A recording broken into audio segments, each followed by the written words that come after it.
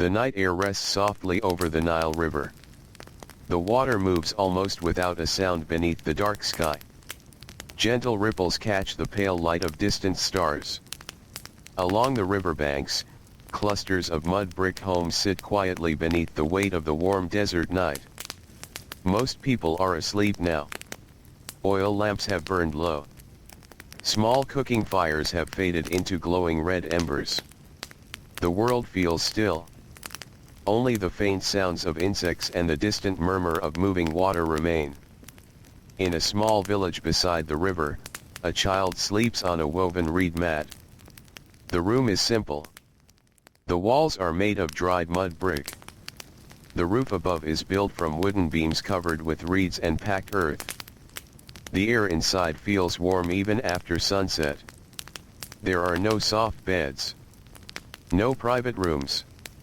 No quiet corners that belong only to children. The child sleeps beside brothers, sisters, parents, and perhaps even grandparents. Everyone shares the same space. Everyone lives close together. The rhythms of one person become the rhythms of all. Long before the first hint of dawn appears, the village begins to wake.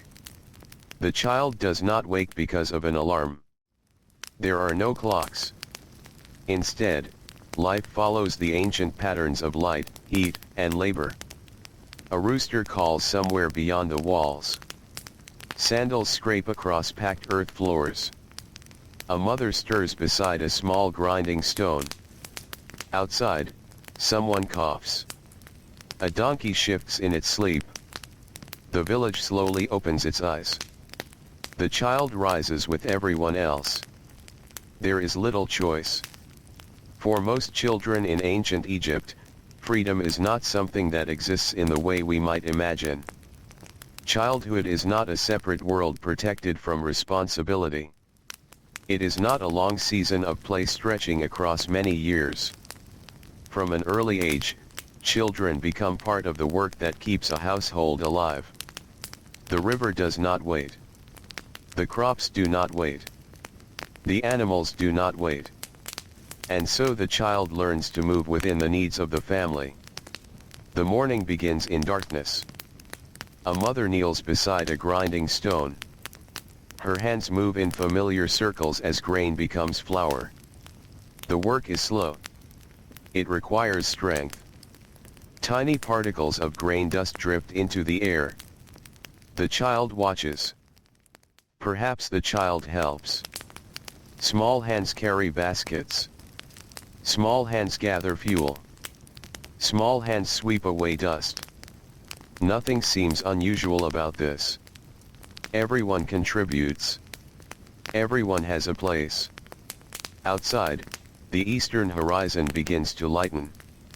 A faint line of silver appears between earth and sky. The Nile reflects the first signs of dawn. Birds begin their morning calls. The village comes alive. Men prepare tools for the fields. Women organize the day's tasks.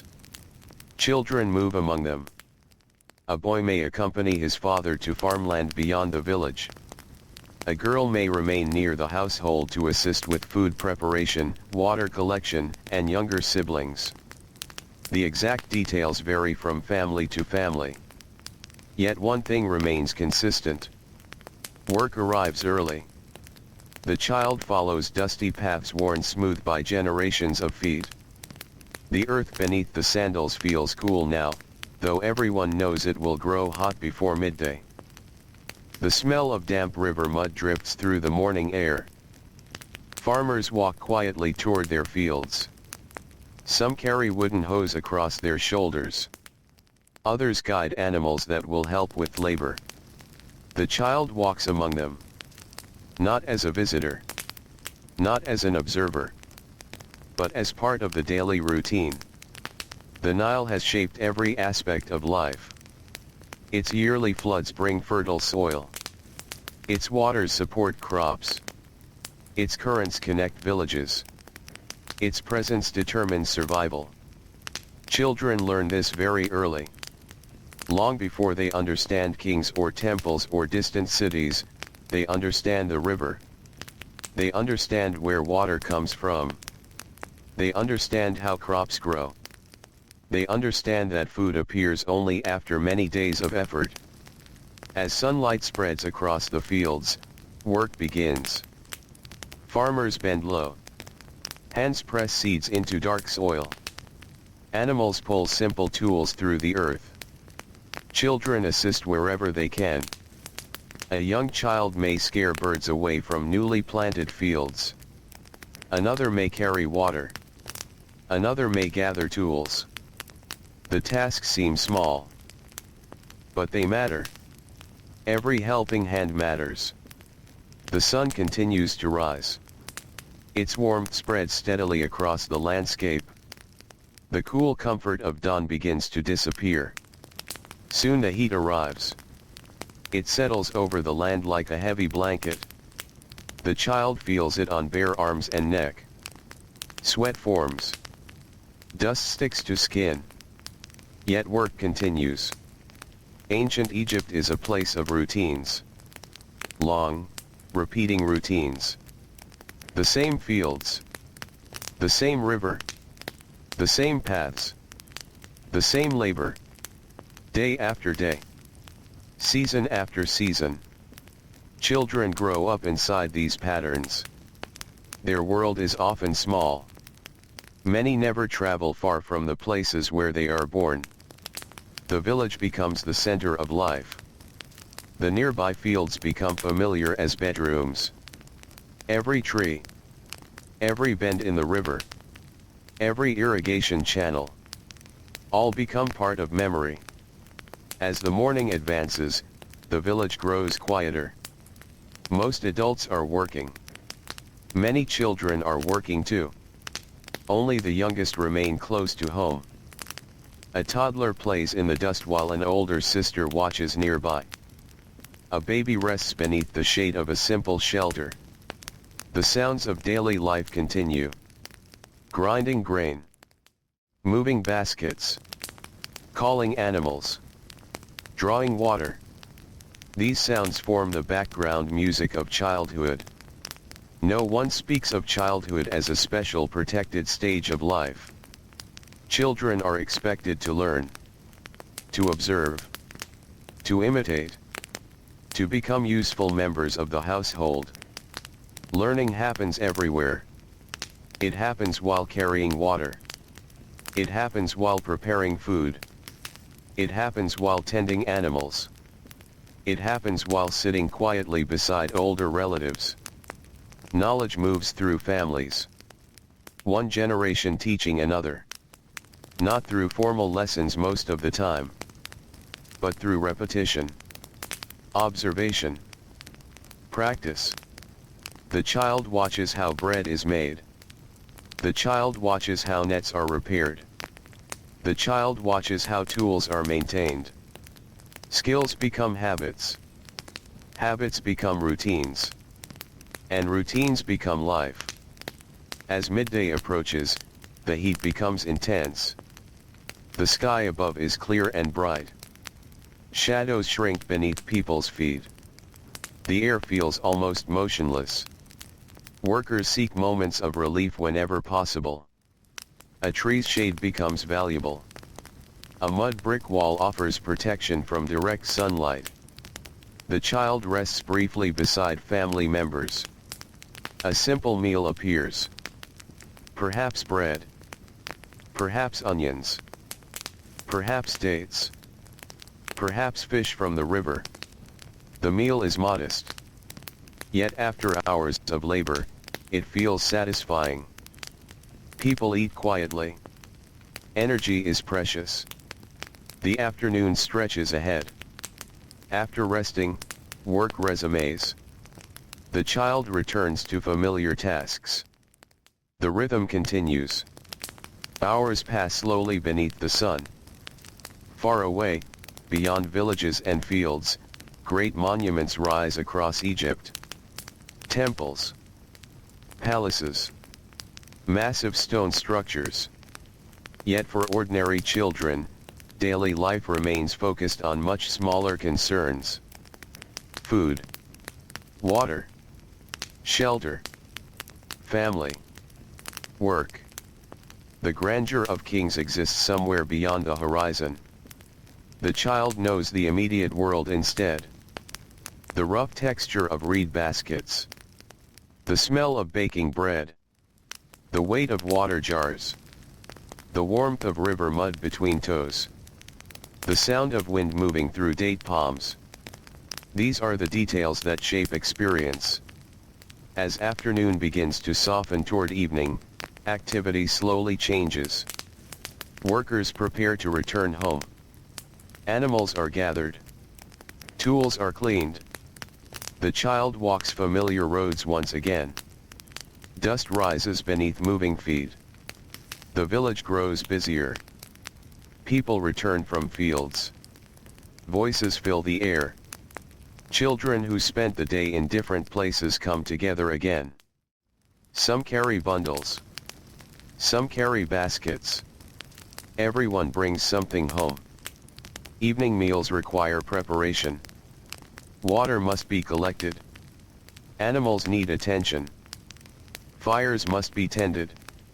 The day's labor is not yet finished. Inside homes, mothers continue working. Bread dough is shaped and prepared. Simple meals take form. The smell of cooking drifts through narrow village paths. Smoke rises into the evening sky. The child helps where needed. There is always something to do. Always another task waiting. The setting sun transforms the landscape. Golden light spreads across the river. Palm trees cast long shadows. The heat finally begins to loosen its grip. People breathe more easily. The village feels calmer.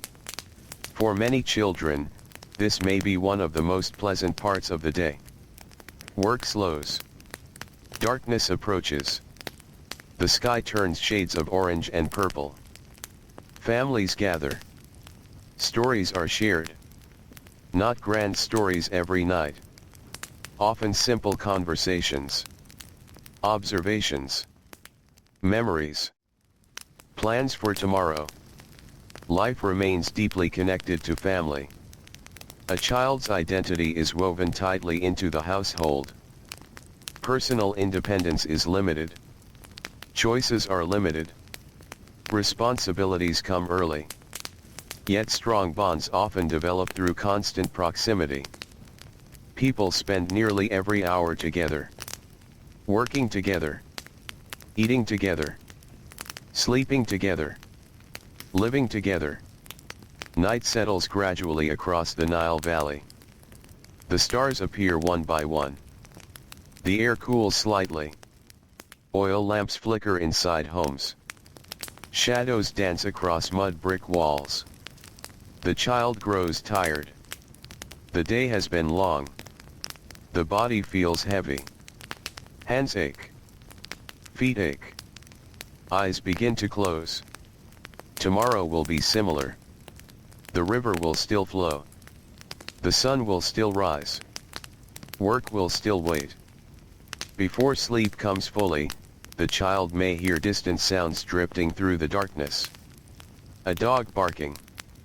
Water moving gently along the riverbank. Voices fading in the distance. The soft crackle of a dying fire. These sounds blend into the night. Ancient Egypt becomes quiet once again. Yet beneath that quiet surface, countless ordinary lives continue their steady rhythm. Children grow. Families work. Fields produce food. The river sustains everything. And in that world, where survival depends upon cooperation and labor, freedom is often less important than duty. The expectations of family arrive before personal wishes. The needs of the household arrive before individual desires. Childhood unfolds within those boundaries. Not necessarily harsh every moment. Not always unhappy. But shaped by responsibilities that begin long before adulthood. As darkness deepens and sleep finally arrives, the village rests beside the Nile. The stars continue their silent journey overhead. The river continues its patient movement through the land. And somewhere within a small mud brick home, the child sleeps peacefully for a few short hours before another day of ancient routines begins with the coming dawn. The darkness remains for a little while longer. The village is quiet now. The last voices have faded.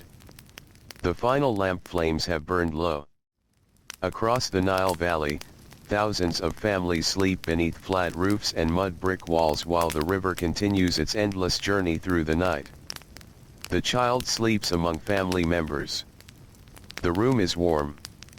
The air carries the faint scent of baked clay, old reeds, and yesterday's cooking fire. Somewhere nearby, a baby stirs briefly before settling again. A grandfather coughs softly in his sleep. Outside, a donkey shifts its weight against a wooden post.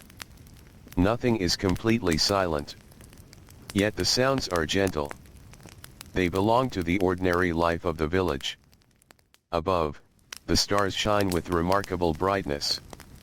Far from modern lights, the night sky appears deep and endless. Ancient Egyptians spent much of their lives beneath these stars. Children learned their shapes long before they learned many other things. The heavens felt close, familiar, reliable. Night after night, the same stars returned. The same moon crossed the sky. The same darkness settled over fields and riverbanks. For a child whose world rarely stretched beyond a few miles, the sky itself became one of the largest things imaginable. Eventually, the first signs of dawn begin to appear. A faint gray light touches the eastern horizon. The village slowly wakes. Again. And again. And again. Life follows a rhythm that rarely changes. There are no weekends. No holidays stretching across long periods of rest. There are festivals throughout the year, certainly. There are moments of celebration and community. Yet ordinary life remains centered around labor and survival. The child rises before feeling fully rested. This is common. Adults do the same. The body adjusts to the demands of the household. Soon the familiar sounds begin. Grinding stones. Moving sandals. Quiet voices. Water being poured from clay jars. The morning meal is simple. Perhaps a piece of bread from the previous day. Perhaps dates. Perhaps beer made from grain, consumed in small amounts because water is not always perfectly safe for long storage. Children often eat what adults eat. There is little separation between the worlds of adults and children. The responsibilities may differ in size, but daily life remains shared. Outside, dawn spreads slowly across the fields. Mist hangs lightly above parts of the river. Fishing boats begin to move. Their silhouettes glide quietly over the water. For some children, the river itself becomes a workplace. A fisherman may bring his son along before sunrise. The boat rocks gently as they push away from shore. The Nile is calm at this hour. The water reflects pale colors from the growing morning sky. The child sits quietly while nets are checked. There is much to learn. How to read currents.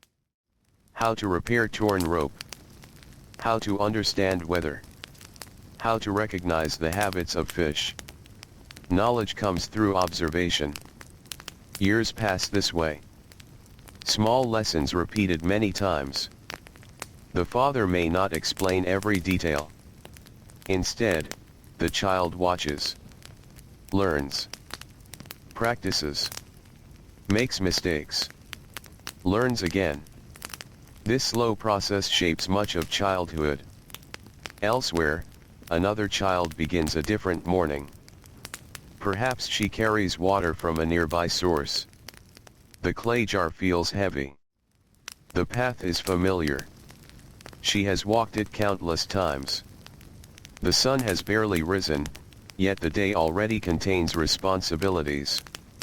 She walks beside older women, listening, observing, absorbing conversations about family, harvests, neighbors, and household needs. Many lessons are hidden inside ordinary moments. No formal classroom is necessary. The entire village serves as a place of learning. The smells of morning spread through narrow streets. Fresh bread baking. Smoke from cooking fires. Wet river mud. Animal pens. The scents mix together into the familiar smell of home. Children grow so accustomed to these smells that they hardly notice them. They become part of memory. Part of daily existence. Part of what feels normal. As sunlight strengthens, workshops begin to fill with activity. Ancient Egypt depends on skilled workers. Potters. Weavers. Carpenters. Metal workers. Stone cutters. Many children spend years learning these trades. An apprentice's life begins early. A young boy may sweep floors before he learns more advanced tasks. He may carry materials, organize tools, observe older craftsmen at work. The workshop feels crowded, busy, warm. Dust hangs in shafts of sunlight. Hands move constantly. Voices remain focused on the work. The child learns patience. Skills require time. Years pass before mastery develops. No one expects immediate success. Instead, there is repetition. The same motions. The same techniques. Again and again. Across Egypt, countless children follow similar paths. Their futures are often shaped by the occupations of their families. A farmer's child frequently becomes a farmer. A fisherman's child often becomes a fisherman. A potter's child learns pottery. This continuity creates stability. Yet it also limits personal freedom. Choices are fewer. Expectations are stronger. The path ahead often appears long before adulthood arrives. Still, children find moments of play. Even in demanding lives, play exists. A group of children gathers briefly near the edge of the village. They throw small objects, race one another, create games from simple materials. A stick becomes a toy. A smooth stone becomes part of a contest. Laughter appears. Briefly. Naturally. Childhood remains childhood in many ways. Curiosity survives. Imagination survives. Friendship survives. Yet these moments fit around responsibilities rather than replacing them. Soon enough, someone calls. A task needs attention. Work resumes. The sun climbs higher. The heat returns. The familiar heavy heat. It presses against skin. The air feels thick. Dust clings to sweat.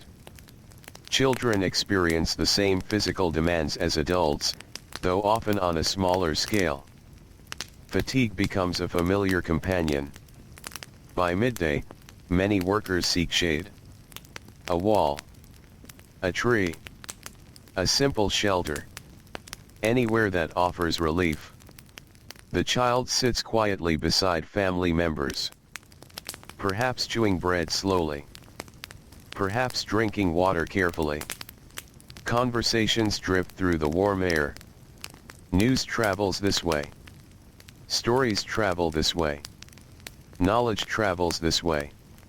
Ancient villages are deeply connected through speech and memory.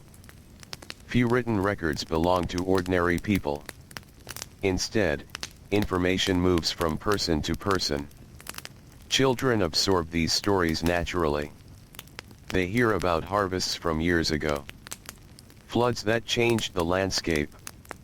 relatives living elsewhere, travelers who passed through the region. The world feels larger through these conversations, even if the child never sees many distant places. Some children experience a different kind of life altogether. In wealthier households, expectations can be different. A child born into a family connected to administration, temple service, or government work may receive formal education.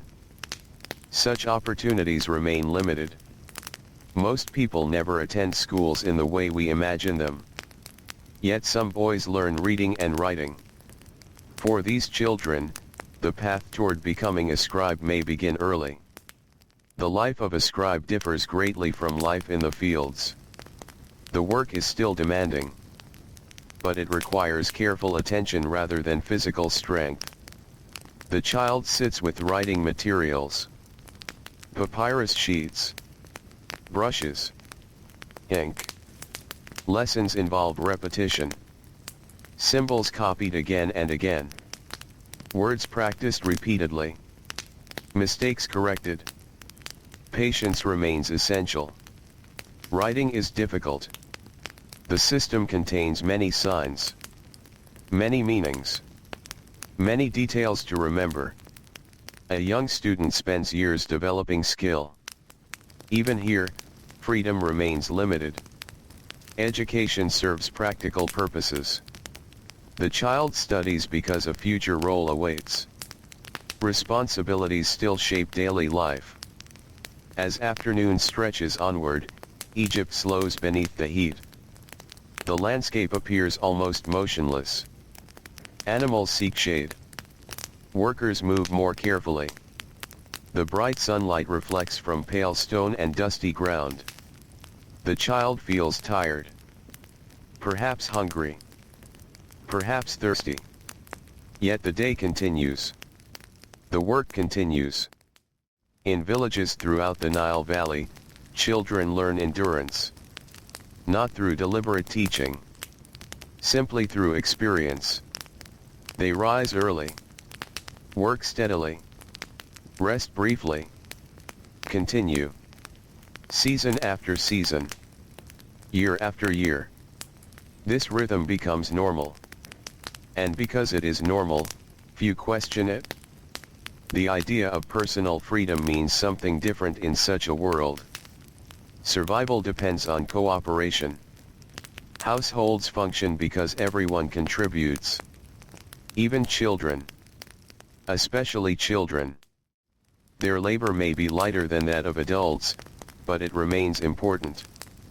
A missing pair of hands can be felt. Every task matters. Every contribution helps. As evening approaches, the color of the land begins to change. The harsh brightness softens. Shadows lengthen. The river glows with golden reflections. People begin returning home. Dust rises along familiar roads. The village grows lively once more. Children carrying bundles. Farmers carrying tools. Women balancing baskets. The day's labor slowly comes to an end. Inside homes, evening preparations begin. Food must be cooked. Water stored. Animals checked. Children assist with these routines. The work is quieter now. Less hurried. The worst heat has passed. A cool breeze occasionally drifts from the river. It feels refreshing against tired skin. Families gather for the evening meal. Simple foods fill simple bowls. Bread remains central. Vegetables may appear. Fish if available. Perhaps fruit when seasons allow. The meal is not extravagant. Yet hunger makes ordinary food satisfying. People eat together, sharing both food and conversation. For children, these evenings provide some of the most valuable learning moments. Adults discuss practical matters, household concerns, community events, religious traditions. The child listens. learning what it means to belong to the larger world. The sun disappears. Darkness returns. Oil lamps flicker softly. Their light creates warm circles against mud brick walls. Outside, the village becomes quieter. The stars emerge once again. One by one. Steady and familiar. The child feels exhaustion settling into every muscle. The body has worked since dawn. Tomorrow will require the same effort. Yet there is comfort in routine. Comfort in predictability. The same family. The same home. The same river. The same stars. Ancient childhood often contains hardship. But it also contains familiarity. The world feels stable because it changes slowly. Generations live similar lives. The paths worn into village roads existed long before the child was born. They will likely remain long after. As sleep approaches, the sounds of evening gradually fade. A distant conversation. A creaking wooden door. The rustle of reeds in the night breeze. The gentle movement of water beyond the village. The Nile continues flowing through darkness. Patient. Constant. Ancient. And within another quiet night, a child drifts into sleep once more, surrounded by family, shaped by duty, and carried forward by the steady rhythms of a world where freedom is less important than belonging, and where each new dawn will bring the familiar call of work beside the river. The Nile moves quietly through the darkness. Far from the great temples and distant cities, the villages along its banks rest beneath a sky full of stars. The air feels softer now than it did during the day. The heavy heat has eased. A faint breeze drifts across the water and slips through narrow streets lined with mud brick walls. Most people are asleep. The fields are silent. The workshops are dark. Even the animals seem still. Only the river remains awake. It flows as it always has. Patient and steady. For countless generations, children have fallen asleep beside this same river. Long before they understand the wider world, they know the sound of water moving in the night. They know the smell of damp earth near the riverbanks. They know the coolness that sometimes arrives before dawn. These small details become part of life from the very beginning. A child born in ancient Egypt enters a world where family and community shape nearly every moment. The day of birth itself is surrounded by uncertainty. Life is fragile. Illness is common. Many children do not survive their earliest years. Families understand this reality deeply. They do not speak of it every day. Yet it remains present in the background of life, like a distant shadow. Because of this, children who grow strong and healthy become precious members of the household. Parents watch them carefully. Grandparents offer advice. Older siblings help care for them. The entire family often shares responsibility. As infants grow into toddlers, their world begins to expand. At first it may be only a single room. A courtyard. A doorway. The arms of family members. Then slowly, the village becomes familiar. Dusty paths. Neighboring homes. Animal pens. Water jars standing beside walls. The child learns the shape of the community through countless small journeys. Every day adds another piece to the map forming inside the mind. The village is not large. Yet to a young child, it feels enormous. Every corner holds something interesting. A basket maker weaving reeds. A woman grinding grain. A fisherman repairing nets. A donkey carrying supplies. The ordinary activities of adults become fascinating sights. Children watch everything. They absorb details constantly. Much of childhood learning happens this way. not through instruction, but through observation. The child sees how adults behave, how they speak, how they work, how they solve problems. The lessons settle quietly into memory. As the years pass, expectations gradually increase. A small child may spend much of the day close to home. An older child begins to take on more responsibility. The changes happen slowly, almost without notice. One day a child carries a small basket. Later the basket becomes larger. One day a child watches younger siblings for a short time. Later the responsibility lasts longer. The transition toward adulthood begins far earlier than many people might expect. There is no clear dividing line. No single moment when childhood ends. Instead, responsibilities accumulate year by year, like layers of sediment deposited by the Nile. Slowly, steadily, almost invisibly, the morning sun rises once again over the river. Golden light spreads across the landscape. Palm trees cast long shadows. Birds move through the sky. The village wakes. Children wake with it.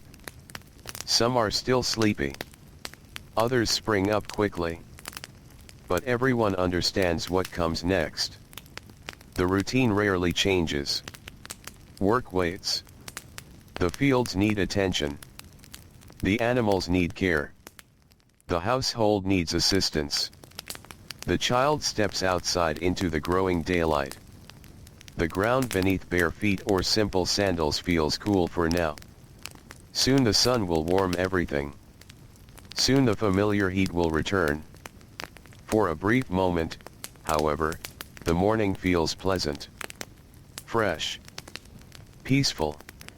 Nearby, bread dough is already being prepared. Women kneel beside grinding stones. The rhythmic sound fills the air.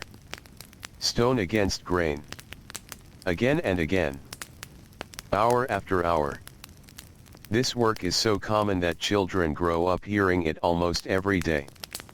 The sound becomes part of the village itself. Part of the background of life.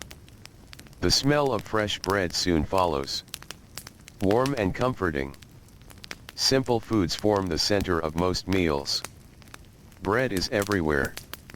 It is eaten by farmers, by laborers, by merchants, by children, by elders. Preparing it requires effort. Growing grain requires effort. Everything depends upon labor. Children learn this lesson repeatedly. Food does not simply appear. Someone must plant. Someone must harvest. Someone must grind. Someone must bake. The chain of work stretches across the entire community. As the morning continues, groups of children move through the village. Some carry supplies. Some accompany parents. Some complete errands. Their lives are closely connected to the needs of adults. Freedom to wander wherever they wish is limited. Not necessarily because of strict rules, but because work fills so much of daily life. The household depends upon participation. The community expects contribution. A child who helps is valued. A child who learns useful skills gains respect. These expectations shape behavior from an early age. Yet children still find ways to explore. Curiosity remains strong. Perhaps a child pauses beside a workshop doorway. Inside, a carpenter shapes wood with careful hands. Wood is precious in Egypt. Large trees are not abundant. Every piece matters. The child watches quietly. Wood shavings fall to the floor. Tools scrape softly. The craftsman works with patience. The lesson is not spoken aloud, but it is there. Good work requires care. Nearby, another child observes a potter. Wet clay spins beneath practiced fingers. A simple lump slowly transforms into a vessel. The process seems almost magical. Water jars, bowls, storage containers, all emerging from earth and skill. Many children spend years surrounded by such crafts. Watching, helping, learning. The village itself becomes a classroom. Every trade offers lessons. Every worker demonstrates knowledge. As the sun climbs higher, activity increases. The roads grow busier. Merchants travel between communities. Animals carry supplies. Voices drift through the warm air. The child encounters people from different households. Friends, cousins, neighbors. Relationships form naturally through daily routines. Children spend much of their lives together. Working together. Walking together. Sharing responsibilities. Friendship often grows from proximity rather than choice. The village is small. Everyone knows everyone. Families are connected through generations of shared experience. This closeness creates a strong sense of belonging. Yet it can also limit independence. Privacy is rare. Personal space is limited. Individual desires often remain secondary to family needs. Life revolves around a group. The household. The village. The community. As midday approaches, the heat becomes intense once more. The sky is bright and cloudless. Sunlight reflects from pale walls and dusty roads. Workers seek shade whenever possible. Children do the same. A brief rest becomes precious. Someone pours water into a clay cup. Someone shares bread. Conversation drifts lazily through the warm air. The pace slows. Even the village dogs stretch out beneath shadows. The heat affects everyone. Adults. Children. Animals. The entire landscape seems to pause. During these quiet moments, stories often emerge. Stories passed from one generation to another. Not always grand tales of kings and monuments. Sometimes stories about family members. Stories about floods. Stories about unusual seasons. Stories about people remembered long after they are gone. Children listen carefully. These stories connect them to the past. They learn where they come from, who their ancestors were, what events shaped the community. Memory becomes a form of education. History travels through voices, through conversations, through evenings spent together. In a world where few people read or write, memory carries enormous importance. The child learns names, relationships, traditions, customs, the invisible threads that connect one generation to the next. As the afternoon unfolds, work resumes. The brief rest ends. The sun remains high. The day continues. For children working in fields, the hours can feel long. The landscape stretches outward beneath the bright sky. Rows of crops. Channels carrying water. Farmers bending over their tasks. The child participates where possible. Not always because someone demands it. Often because helping is simply expected. It is what everyone does. The work becomes part of identity. Part of belonging. Part of growing up. The same is true inside households. Children assist with food preparation, cleaning, caring for younger siblings, fetching supplies. The tasks vary. The principle remains the same. Every member of the family contributes. Even the youngest learn this expectation. By late afternoon, Shadows begin to lengthen. The sunlight softens. A sense of relief spreads quietly through the village. The worst heat is ending. People straighten their backs. Tools are gathered. Animals are guided home. Children walk familiar paths once more. Dust rises gently beneath their feet. The village slowly fills with returning workers. Voices grow louder. Activity shifts from fields to homes. The evening meal approaches. Smoke rises from cooking fires. The smell of bread drifts through the streets. Children help prepare for the night. Water is stored. Animals are secured. Simple chores continue. Then finally, families gather together. The day's work is finished. At least for now. People sit close together. The meal is shared. Conversations move softly through the fading light. The child listens. Learning without realizing it. Watching adults discuss the world. Absorbing customs. Understanding expectations. Building the knowledge needed for adulthood. Outside, the sky slowly darkens. The first stars appear. One after another. Steady and familiar. The river reflects faint points of light. A breeze moves through reeds along the shoreline. Night returns gently to the Nile Valley. The village grows quieter. Oil lamps flicker behind doorways. Children begin feeling the weight of exhaustion. Muscles ache. Eyes grow heavy. The long day leaves its mark. Soon they settle onto woven mats beside family members. The room grows still. Voices fade. Darkness deepens. Beyond the walls, the Nile continues its endless journey beneath the stars. And as another ancient night unfolds beside the river, childhood continues within the boundaries of family duty, shared labor, and community life, moving forward day by day beneath the calm rhythm of Egypt's timeless waters.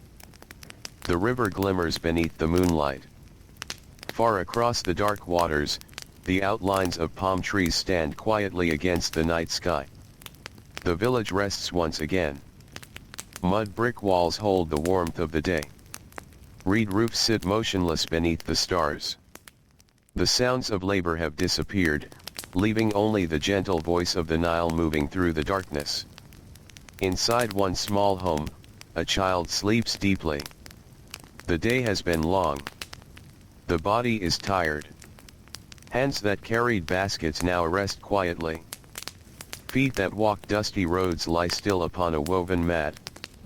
The simple exhaustion of work has brought easy sleep. Around the child, family members rest as well. There are no separate bedrooms for most people. No private spaces reserved only for children. Life is shared. Days are shared. Nights are shared. Even sleep happens together. The breathing of parents, siblings, and grandparents fills the room with a quiet sense of companionship. For many children, this closeness is one of the most familiar parts of life. They are rarely alone. From birth onward, they exist within a circle of family. Someone is almost always nearby. Watching. Helping. Working. Speaking. Living. The stars slowly move across the sky. Hours pass. Then, little by little, the first signs of another day begin to appear. The darkness softens. The horizon grows pale. The Nile reflects a faint silver glow. Morning is returning. The village will soon awaken. And with it, the routines that have shaped countless generations. A rooster calls. Another answers. A dog barks somewhere in the distance. Doors begin to open. The child stirs. Eyes blink slowly. The coolness of dawn lingers for a short while longer. It is one of the gentlest moments of the day. Soon enough, the heat will arrive. Soon enough, work will begin. But for now, the air feels fresh. The child steps outside. The eastern sky is painted with soft shades of pink and gold. Birds move through the morning light. The river shines quietly nearby. For a brief moment, everything feels calm. Then the village begins moving. Women prepare grain. Men gather tools. Children join the flow of activity. The day unfolds as it always does. Many ancient Egyptian children spend years helping with tasks connected to food. Food requires endless effort. Every meal begins long before it reaches a table. Grain must be planted. Fields must be watered. Harvests must be gathered. The grain must then be dried, stored, ground, and baked. Each stage requires labor. Children witness this process constantly. A young girl may spend part of her morning helping to clean grain. A young boy may help carry harvested bundles. Others assist by gathering fuel for cooking fires. The tasks are not glamorous. They are ordinary. Yet they are essential. Without them, the household struggles. The child learns this lesson naturally. Work and survival are deeply connected. There is little separation between the two. As sunlight spreads across the fields, activity increases. Farmers move steadily through rows of crops. The rich soil left by the Nile supports life throughout the valley. Children who work alongside adults become familiar with every stage of farming. They learn how seeds are planted, how irrigation channels direct water, how weather affects growth, how harvests determine whether a family prospers or struggles. The lessons come through experience rather than explanation. The land itself becomes a teacher. The river becomes a teacher. The seasons become teachers. One year blends into another. Flood season arrives. Then planting. Then growing. Then harvesting. The cycle repeats endlessly. Children grow older within these repeating patterns. Many can predict the rhythm of the year almost instinctively. They understand the timing of nature because their lives depend upon it. The Nile determines everything. Its waters bring fertility. Its floods renew the soil. Its steady presence supports villages large and small. For a child, the river is not merely scenery. It is part of existence itself. Some mornings, children accompany adults to the water's edge. Clay jars are filled. Fishing nets are checked. Boats are prepared. The shoreline becomes a place of activity. Voices carry across the water. Wood creaks softly beneath moving feet. Birds circle overhead. The smell of wet mud mixes with the scent of reeds. These details become familiar through repetition. The child may never stop to think about them. Yet years later, they remain part of memory. The sounds. The smells. The feeling of damp earth beneath bare feet. Elsewhere in the village, another kind of work is taking place. Craftsmen begin their daily tasks. The potter prepares clay. The weaver arranges fibers. The carpenter examines pieces of wood. Children connected to these trades often spend much of their lives inside workshops. The atmosphere differs from the open fields. Workshops are busy places. The air feels warm. Dust hangs in shafts of sunlight. Tools line shelves and walls. Materials wait in neat piles. The child watches carefully. Every movement matters. Every skill takes time to learn. An apprentice begins with simple responsibilities. Sweeping floors. Organizing materials. Carrying supplies. Only gradually do more advanced lessons arrive. Years pass this way. The process is slow. Patience becomes part of daily life. Freedom to choose a completely different path is uncommon. Most children follow routes already shaped by family tradition. A son often learns the trade of his father. A daughter often learns the responsibilities carried by her mother. Knowledge passes from one generation to the next like a carefully protected flame.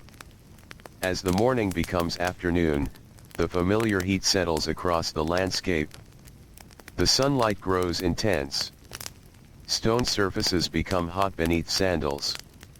Workers wipe sweat from their brows. Children feel the same discomfort. Ancient childhood includes physical challenges that are difficult to avoid. The climate itself demands endurance. There is little protection from the elements. No cooled buildings. No machines to reduce labor. The body performs most tasks. The body bears most burdens. Even so, people adapt. Shade becomes valuable. Water becomes precious. Rest becomes important. Families understand how to move through the hottest hours. Work slows when necessary. People gather beneath trees or simple shelters. Conversations drift through the warm air. The child listens quietly. Perhaps an elder begins speaking about years long past. The great flood that reached unusually high levels. The season when fish were abundant. The harvest that brought prosperity. Children hear these stories repeatedly. The stories become part of community memory. Part of identity. Part of understanding where they belong. In a world with limited written records for ordinary people, memory carries enormous weight. People remember. People tell stories. People pass knowledge onward. A child learns not only practical skills but also the history of family and village. The afternoon stretches forward. Time moves slowly beneath the heat. Some children become restless. Others focus quietly on their tasks. A few may steal brief moments for games. Simple games. Games created from stones, sticks, and imagination. No expensive toys exist. No stores filled with entertainment. Yet children remain creative. A smooth pebble can become something interesting. A piece of wood can become a treasured object. Imagination fills the gaps. Even in lives shaped by work, children find ways to play. These moments may be brief, but they matter. They offer small pockets of freedom within structured days. As the sun begins descending toward the western horizon, the atmosphere changes once more. The heat slowly weakens. Long shadows stretch across fields and roads. The golden light of evening transforms the landscape. Everything appears softer, calmer, more peaceful. Workers gather their tools. Children finish final tasks. Animals are guided back toward shelters. The village slowly pulls itself together for the night. Dust rises beneath returning footsteps. Voices fill the air. Neighbors greet one another. Families reunite after long hours of labor. The evening meal approaches. Inside homes, activity continues. Bread bakes. Vegetables are prepared. Fish may be cleaned and cooked. Children assist where needed. The day's responsibilities are not entirely finished. Yet the pace feels different now. Less demanding. More relaxed. Outside, the sky changes color. Orange fades into purple. Purple fades into deep blue. One star appears. Then another. The Nile reflects the fading light. Its surface seems almost magical in the quiet evening. Families gather together. Food is shared. Conversations move gently from person to person. Children sit nearby, listening, learning, observing. The lessons of adulthood continue even during moments of rest. A child watches how elders speak, how disagreements are handled, how decisions are made. The household itself becomes a classroom. Night arrives fully. Oil lamps glow softly inside homes. Their small flames create pools of warm light against mud brick walls. Outside, darkness settles across fields and riverbanks. The village grows quieter. One by one, people prepare for sleep. The child feels tired once more. The day's labor has left its mark. Muscles ache gently. Eyes grow heavy. The familiar sleeping mat waits nearby. Soon the room becomes still. Voices fade. The lamp is extinguished. Darkness fills the space. Outside, the Nile continues flowing beneath the stars. The same river that sustained parents now sustains children. The same river that shaped grandparents will shape future generations. Its waters connect countless lives across centuries. And as another peaceful night settles over ancient Egypt, childhood continues within its steady rhythm of family, work, learning, and quiet endurance beneath the endless sky. The night settles gently across the Nile Valley.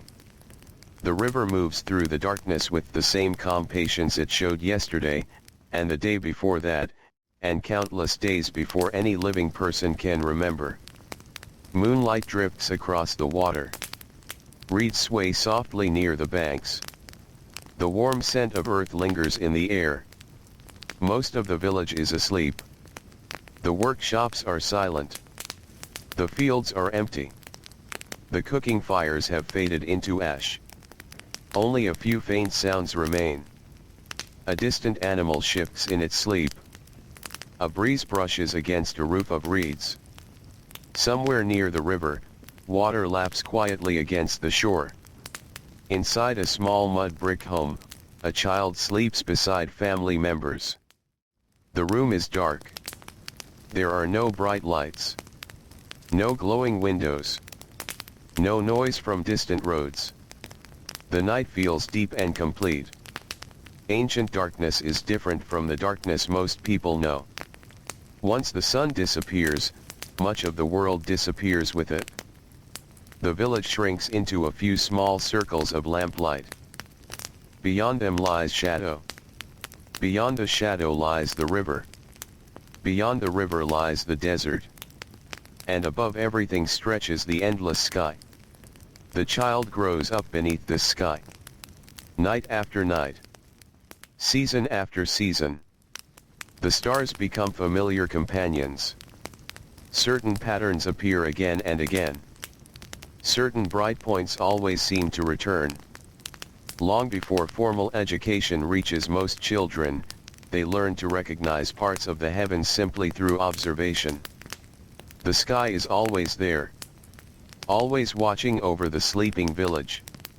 Eventually the darkness begins to fade. The horizon softens. The first signs of dawn return. Morning arrives as it always does. Slowly. Quietly. Without hurry. The child wakes. A moment passes between sleep and responsibility. A moment when the body still wishes to remain resting. Then the sounds begin. A door opening. A grinding stone turning. The soft murmur of voices.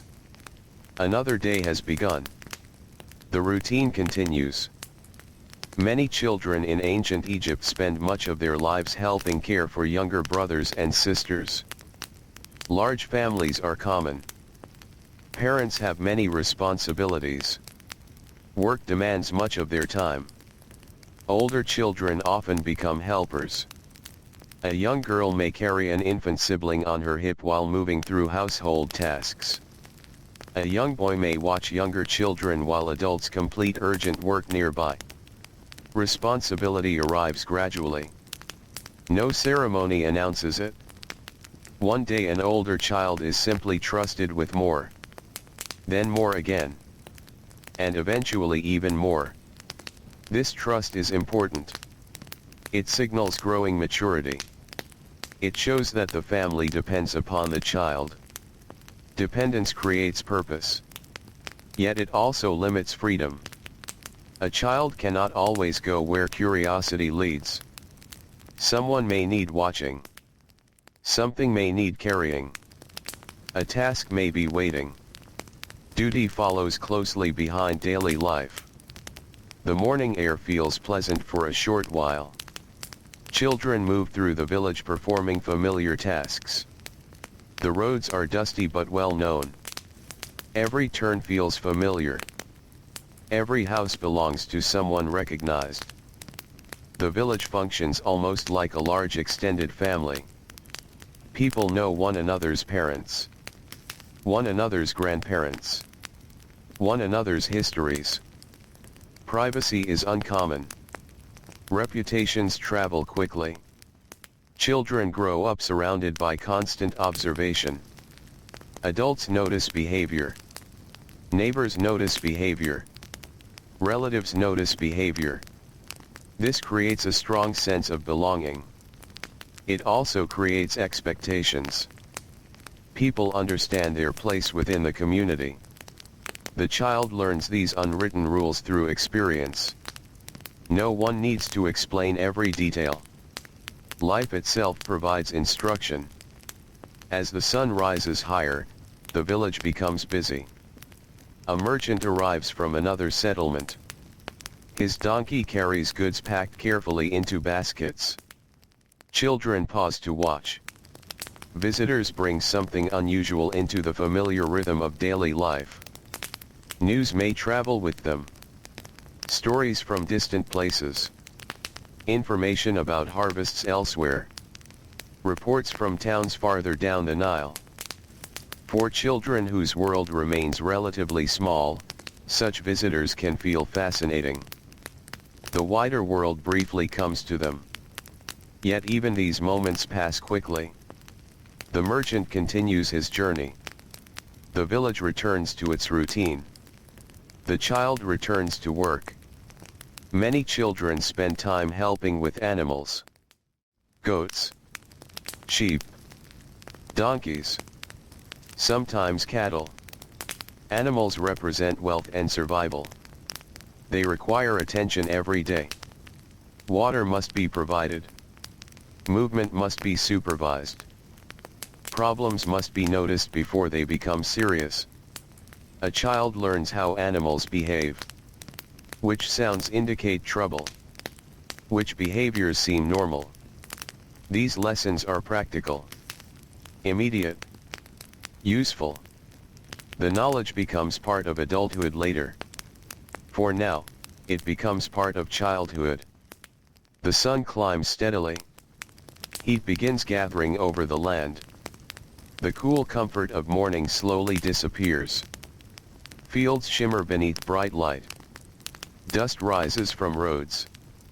The air grows still. Work continues. The child moves between tasks. Carrying, fetching, watching, helping. The rhythm remains steady.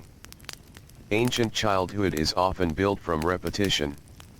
The same duties repeated many times. The same paths walked repeatedly. The same skills practiced again and again. At first glance, such a life may appear monotonous. Yet repetition creates familiarity. Familiarity creates confidence. The child learns exactly how things should be done. Exactly where things belong. Exactly what is expected. The world becomes understandable. Predictable. Ordered. By midday the heat feels heavy. Workers seek shade. Children welcome the opportunity to rest. Perhaps they sit beneath a tree. Perhaps beside a wall. Perhaps near a shelter woven from reeds. Simple food is shared. Bread. Dates. Onions. Maybe fish. Maybe beans. The meal is modest. But hunger makes it satisfying. Meals often feel less like social events and more like necessary pauses within a day of labor. People eat, drink, rest briefly, then continue. The child learns endurance this way. Not through speeches. Not through lessons. Simply through daily life. The body adapts. The mind adapts. What once seemed difficult becomes ordinary. As afternoon unfolds, another aspect of childhood becomes visible. Religion surrounds daily life. Temples exist. Priests perform rituals. Offerings are made. Festivals occur throughout the year. Yet for ordinary children, religion often appears in smaller forms. Household customs. Family traditions. Prayers spoken quietly. Protective symbols. Stories about gods and creation. The sacred and the ordinary exist side by side. A mother preparing bread may speak of divine blessings. A father working a field may offer thanks for a successful harvest. Children hear these words. Absorb these beliefs. Accept them as natural parts of existence. The world feels filled with meaning. The river has meaning. The sky has meaning. The seasons have meaning. Life itself seems connected to forces larger than any individual person. For a child, such ideas often arrive gently. Not through complex explanations, but through repetition. Through observation. Through participation. As shadows begin to lengthen, the atmosphere shifts. The harsh brightness softens. Birds become more active. A breeze returns from the river. People begin preparing to leave the fields. The end of the workday slowly approaches. Children feel relief. Adults feel relief. Everyone has been carrying the weight of the day. Now that weight begins to lift. The walk home feels different from the walk out. Morning carries anticipation. Evening carries exhaustion. Feet move more slowly. Conversations become quieter. The child follows familiar roads back toward the village. Dust glows golden beneath the setting sun. Palm trees cast long shadows across the earth. The Nile reflects bands of orange and gold. It is one of the most beautiful moments of the day.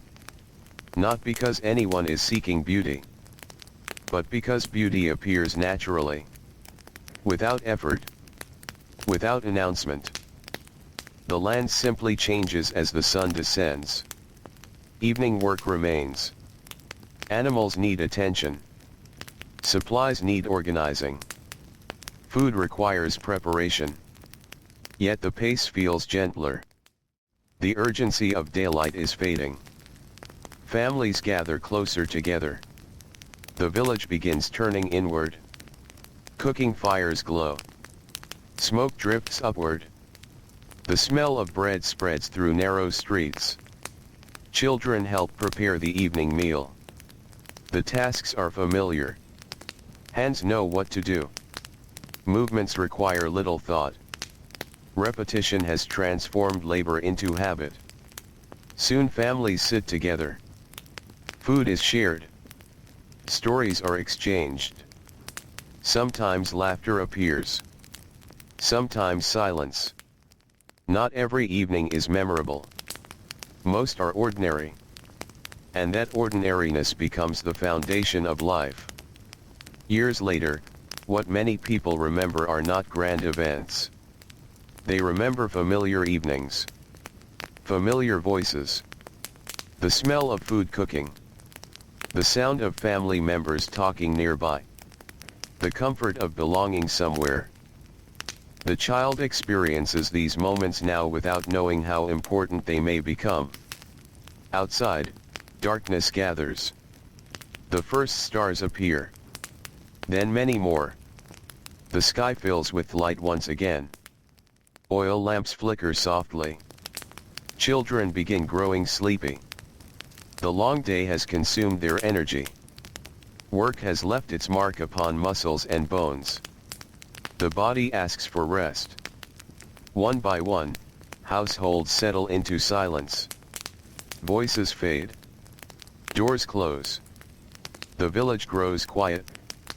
The child lies upon a woven mat beside family members. The room feels warm, safe, familiar. Outside, the Nile continues flowing beneath the stars exactly as it did yesterday. Exactly as it will tomorrow. And through another peaceful night in ancient Egypt, childhood moves forward within the gentle but unyielding rhythm of duty, family, labor, and the timeless presence of the river.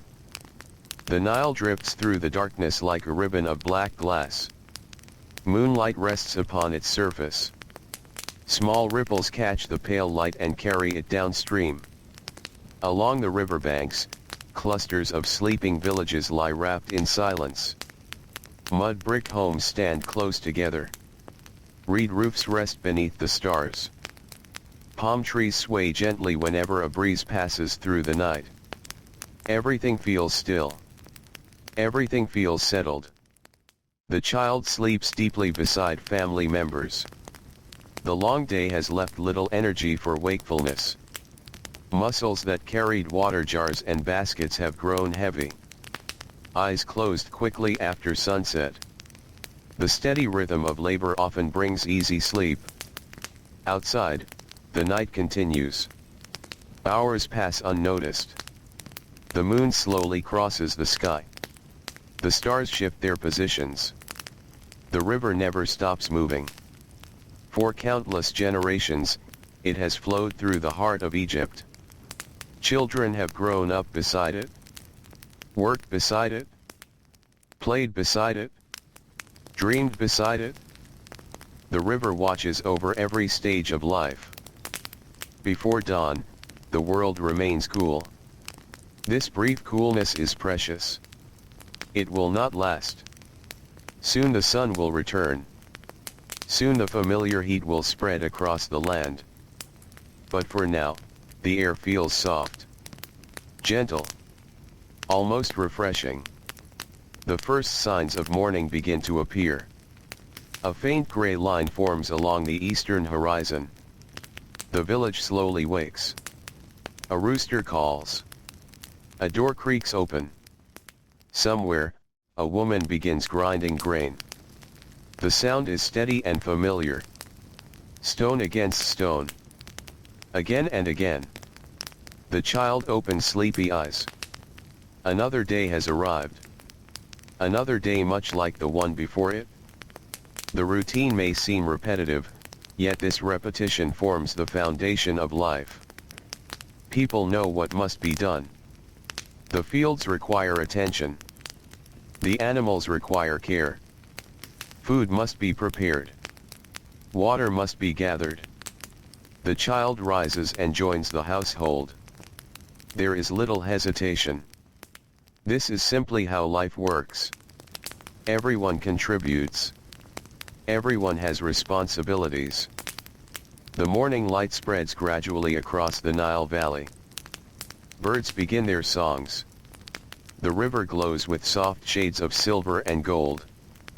Mist lingers over some sections of water before slowly disappearing beneath the growing sunlight. Children move through the village carrying out their first tasks of the day. Some fetch water. Some assist with food preparation. Some accompany parents to fields and workshops.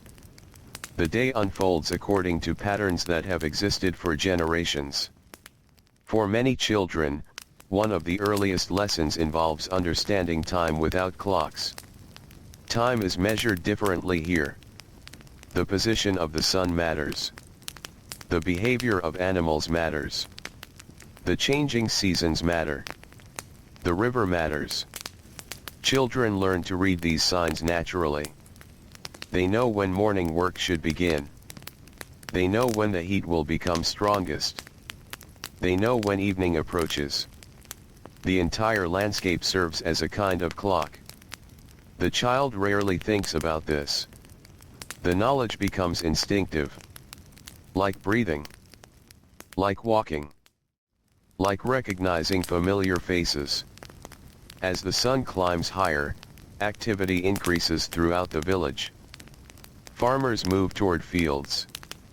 Fishermen prepare boats. Craftsmen open workshops. Merchants organize goods. The child sees all of this while moving through daily responsibilities. Each occupation contributes something important. Each worker plays a role. Ancient villages function through cooperation. No single family stands completely alone. People depend upon one another. The baker depends upon farmers. The farmer depends upon tool makers. The tool maker depends upon others for materials. Children grow up witnessing these connections. They learn that life is woven together. One person's work supports another. This understanding shapes the community. It shapes childhood as well. As the morning continues, the child may find moments to observe older people at work. Observation remains one of the most important forms of learning. A young boy watches a fisherman untangle a damaged net. Patient fingers move carefully through the ropes. Each knot matters. Each repair matters. The fisherman works without rushing. The child watches every movement. Nearby, another child observes a woman preparing bread. Flour mixes with water. Dough forms beneath practiced hands. The process seems ordinary. Yet it contains knowledge gathered across generations. Knowledge passed from mother to daughter. From grandmother to granddaughter. The lessons are rarely written down. They live inside memory. Inside habit. Inside routine. Many children learn by watching first and practicing later. Mistakes are expected. Perfection arrives slowly. No one becomes skilled overnight. Patience is part of the process. The village understands this. The child understands it too. Though perhaps without thinking about it consciously. The lesson arrives through experience. Day after day. Year after year.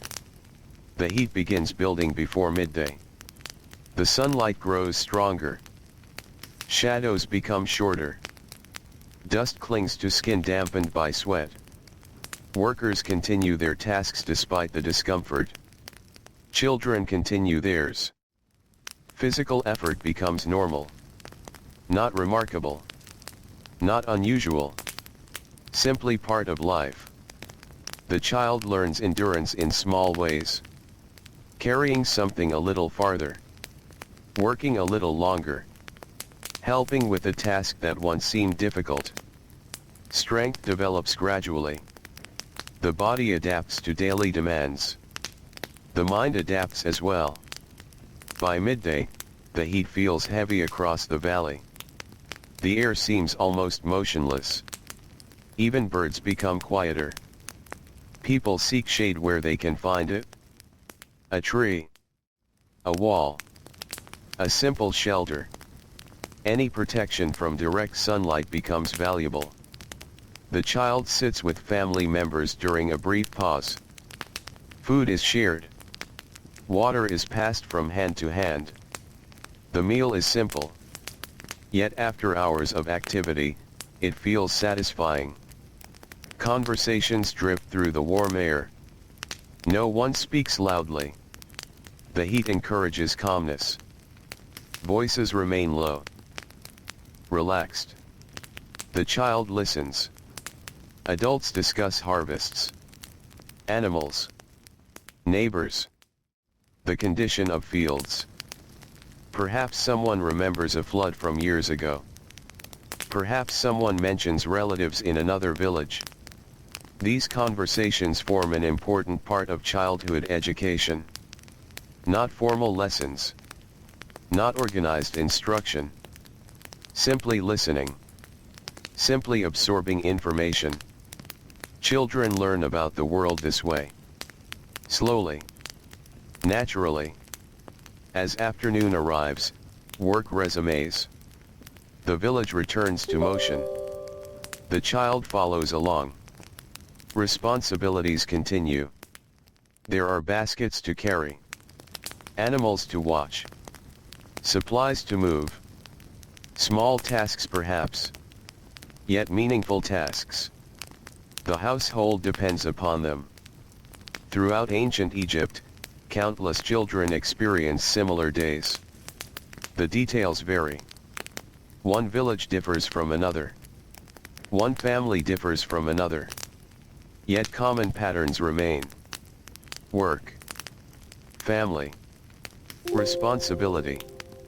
Routine. These themes shape daily life. Freedom exists in small spaces. A conversation with friends. A brief game beside the river. A few moments exploring an interesting corner of the village. But personal choice often comes second to necessity. Survival requires cooperation. The needs of the household remain important. The child understands this from an early age. Not because someone delivers a speech. Because life itself demonstrates the lesson every day. As the afternoon begins fading toward evening, the atmosphere changes once again. The heat slowly weakens. A breeze returns. Long shadows stretch across fields and roads. Workers begin preparing for the journey home. The child feels tired. Not unusually tired. Simply the ordinary tiredness that follows a day of effort. Dust covers sandals. Hands show traces of work. The body carries evidence of the day's labor. The walk back to the village feels peaceful. Golden sunlight washes across the landscape. Palm trees glow softly. The river reflects the colors of the sky. The world seems quieter now. Gentler. People speak softly as they return home.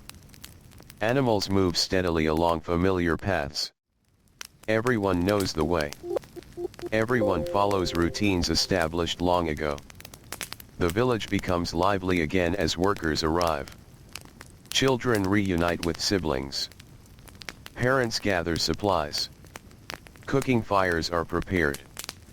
The evening meal begins taking shape. The smell of bread drifts through the air.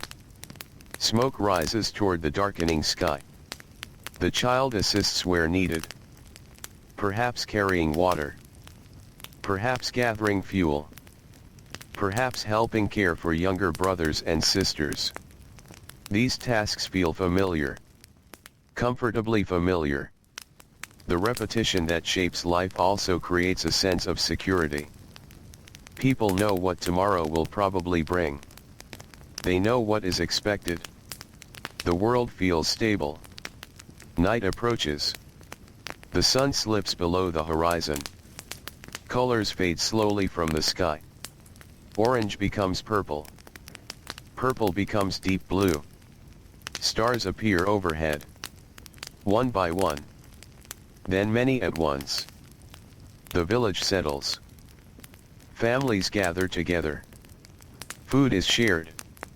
Stories are told. Children listen. The warmth of the day slowly leaves the earth. The air becomes more comfortable. The river continues its endless journey beside the village. Unchanging. Reliable. Ancient.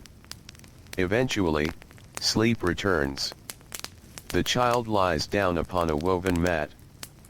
Family members settle nearby. The room grows quiet. The lamp flame flickers softly before disappearing. Darkness fills the space. Outside, the Nile flows beneath the stars. And through another peaceful night, childhood continues its steady course along the riverbanks of ancient Egypt, shaped by family, responsibility, and the gentle rhythms of a world that moves as patiently as the water itself. The river flows quietly beneath the stars.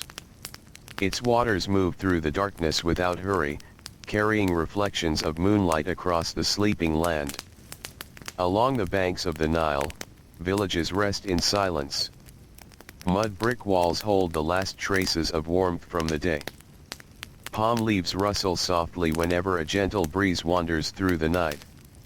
Most people are asleep now. The fishermen, the farmers, the builders, the merchants, the children, all resting for a few precious hours before another day begins. Inside one small home, a child lies between family members on a woven reed mat. The room is simple. The walls are rough beneath the fingertips. The ceiling overhead is supported by wooden beams darkened by years of smoke from cooking fires. The child sleeps deeply. Outside, the night continues its slow journey. Far away, a jackal calls across the darkness. The sound rises briefly before fading back into silence. The Nile continues moving. Always moving. Even while people sleep. Even while villages rest. The river never truly pauses. And because the river never pauses, life beside it rarely pauses either. When the first light of dawn appears, the village begins to wake once more. The eastern sky grows pale. A cool softness lingers in the air. For a short time, the world feels calm and comfortable. This is one of the most pleasant moments of the day. Workers know it. Children know it. Animals know it. Soon the heat will return. But for now, morning offers relief. The child wakes and sits quietly for a moment. Perhaps there is still a trace of sleep in tired eyes. Perhaps the body feels stiff from yesterday's labor. But the routine calls once again. The day begins. A mother prepares grain. A father gathers tools. Older children help younger siblings. Everyone moves with a sense of familiarity. These tasks have been repeated thousands of times. Not only by this family, but by generations stretching back through memory. The child grows up inside traditions that feel ancient even to the people living them. No one remembers when certain routines began. They simply exist. Passed from parent to child. Passed from grandparent to grandchild. The village slowly fills with movement. Doors open. Voices drift through the air. Smoke begins rising from cooking fires. The smell of baking bread spreads through narrow paths between homes. The scent is comforting. Warm. Familiar. Many children wake to the smell nearly every day of their lives. It becomes connected with home itself. Connected with safety. Connected with family. The morning meal is simple. Nothing elaborate. Bread. Perhaps dates. Perhaps onions. Perhaps a little fish left from the previous day. The food is practical. Designed to provide energy for the work ahead. Children eat alongside adults. There is little separation between generations during daily life. Everyone shares the same world. The same routines. The same responsibilities. Soon afterward, the village begins scattering toward various tasks. Some people head toward fields. Others toward workshops. Others toward the river. The child follows wherever family responsibilities lead. Today may be a day near the fields. Tomorrow may involve helping around the home. Another day may involve assisting with animals. Ancient childhood often requires flexibility. Children learn many different skills. Not because they are pursuing personal interests. Because families need help wherever help is required. This practical education prepares children for adulthood. Yet it leaves little room for complete freedom. The needs of the household always come first. As the morning sun rises higher, golden light spreads across the farmland. The fields stretch outward in orderly patterns. Water channels carry precious river water through the crops. Farmers move steadily through their work. The child watches carefully. There is always something to learn.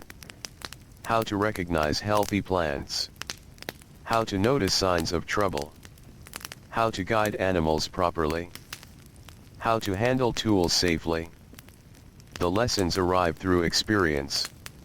Nobody gathers children together for long lectures. Instead, knowledge flows through daily activity. A child watches. A child tries. A mistake happens. A correction follows. Then the process repeats. This method requires patience. Fortunately, ancient life often moves slowly enough to allow patience. Many tasks cannot be rushed. Seeds require time. Bread requires time. Construction requires time. Growing up requires time. The child learns this rhythm naturally. The sun climbs steadily upward. The coolness of dawn disappears. Heat begins spreading across the land. Dust rises beneath moving feet. Sweat forms on foreheads. The bright sky stretches overhead without clouds.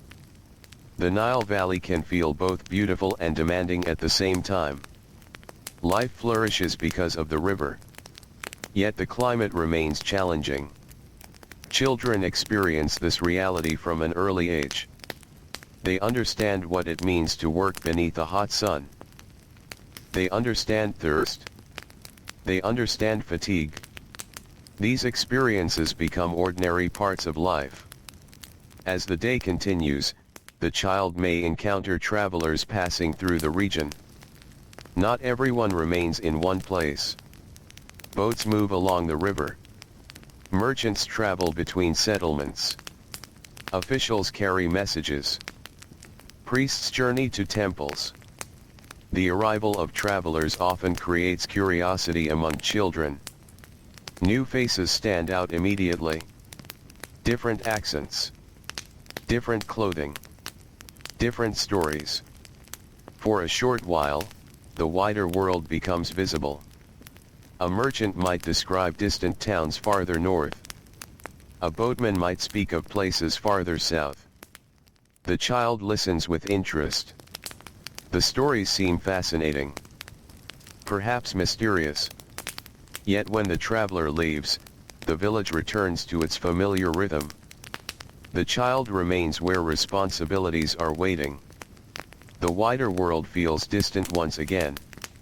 For many children, daily life revolves around a relatively small area. The village. The nearby fields. The riverbank. The local marketplace. These places form the center of existence. Everything important seems to happen within them. The sun reaches its highest point. Heat settles heavily across the land. Workers seek whatever shade they can find. Children welcome the opportunity to rest. Even a few moments beneath a tree can feel wonderful. The child sits quietly with family members. Food is shared. Water is carefully consumed. Conversations drift lazily through the afternoon air. Nearby, insects hum softly. The distant sound of river water remains constant. The atmosphere feels sleepy. Unhurried. Peaceful. These quiet pauses reveal another side of childhood. Not every moment is filled with labor. There are moments of observation. Moments of thought. Moments when the child simply sits and watches the world. Perhaps watching birds move across the sky. Perhaps watching light shimmer on water. Perhaps watching older relatives speak about matters that seem important. The child absorbs these moments just as surely as any lesson. Life itself becomes the teacher. As the afternoon continues, work resumes. Tasks that paused during the hottest hours begin again.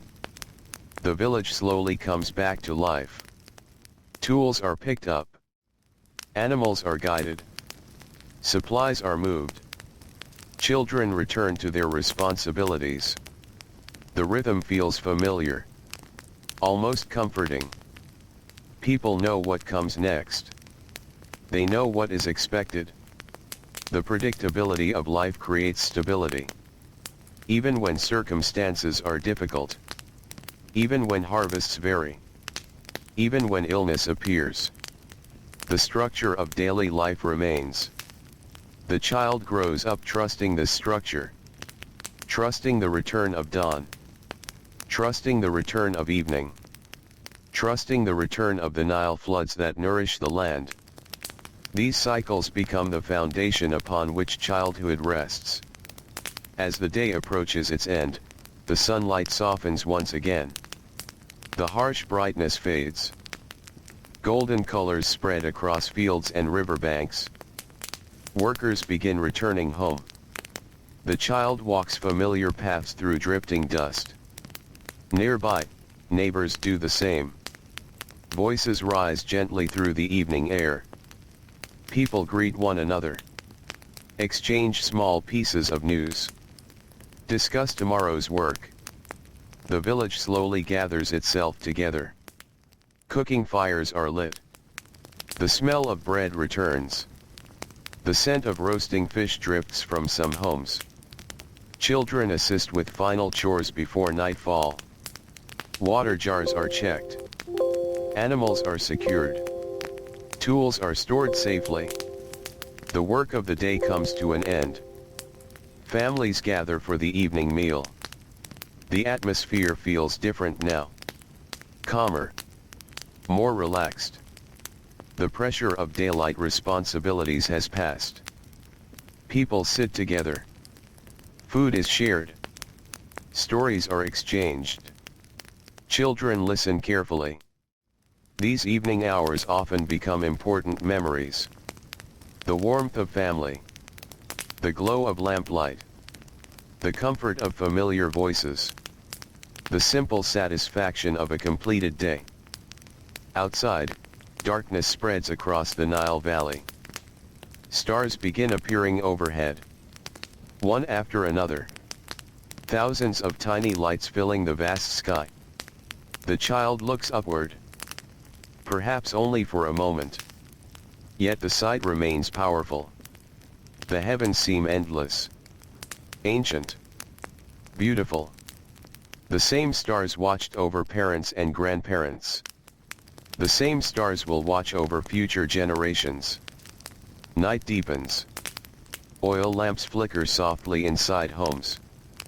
Families prepare for sleep. The child settles once more onto a woven mat. The body feels tired from another day of work and movement. The eyes grow heavy. Voices fade. The room becomes quiet. Outside, the Nile continues flowing through the darkness. Patient. Steady. Unchanging. And beneath the endless stars of ancient Egypt, another peaceful day of childhood slips gently into memory as the village falls asleep beside the eternal river. The Nile whispers softly through the darkness. Its waters slide past reeds and riverbanks beneath a sky crowded with stars. The moon hangs above the valley, casting pale silver light across quiet fields. Palm trees stand motionless for long stretches of time before a faint breeze stirs their leaves. The village sleeps. The workshops are dark. The cooking fires have faded. The roads that were busy only hours ago now sit empty beneath the night sky. Inside a modest mud brick home, a child dreams quietly among family members. The room feels warm. The scent of baked clay lingers in the air. A woven basket rests against one wall. A water jar stands near the doorway. Everything is simple. Everything has its place. The child knows this room well. Every corner is familiar. Every sound carries meaning. The soft breathing of parents. the shifting of a sibling during sleep, the distant bark of a dog outside. These small sounds become part of childhood, part of what home feels like. The night continues. Hours drift by unnoticed. The stars move slowly overhead. The river keeps flowing. Then, as always, dawn begins its return. At first the change is almost invisible. A faint gray line appears along the eastern horizon. Darkness softens. The sky brightens little by little. The village stirs. Morning is coming. The child opens tired eyes. For a brief moment there is stillness. The day has not fully begun. The responsibilities of work have not yet arrived. The world feels quiet. Then the familiar sounds return. A grinding stone turning. A wooden door opening. Voices speaking softly. Another day begins. The child rises. Outside, cool air lingers across the village. It is one of the few times when movement feels effortless. The sun has not yet gained its strength. The earth still remembers the night. Many people prefer to accomplish important tasks during these early hours. Farmers head toward fields. Fishermen move toward the river. Children follow family members into the routines that shape daily life. The roads are already becoming busy. Sandals brush against dusty ground. Donkeys carry supplies. Neighbors greet one another as they pass. The village awakens completely. For many children, one of the most important lessons involves understanding responsibility without being constantly reminded. The expectations are already understood. Water must be carried. Animals must be watched. Younger siblings may need assistance. Household tasks must be completed. Adults do not necessarily give long instructions every morning. The routines are familiar. Children know what needs to happen. This understanding develops gradually over years. At first, tasks are small. A basket carried across a courtyard. A message delivered to a neighbor. A younger child watched for a short time. Later, responsibilities become larger. The process happens slowly. Almost unnoticed. Childhood and adulthood are not separated by a single moment. Instead, one gradually grows into the other. The morning sun rises over the Nile. Golden light spreads across the fields. The river reflects bright bands of color. Birds move through the sky. The valley begins another day of work. The child may spend the morning near the river. Water remains central to everything. Life depends upon it. Fields depend upon it. Animals depend upon it. Families depend upon it. Children learn to respect the river from an early age. They understand its importance even before they fully understand the larger world. Standing near the riverbank, a child sees boats gliding through calm water.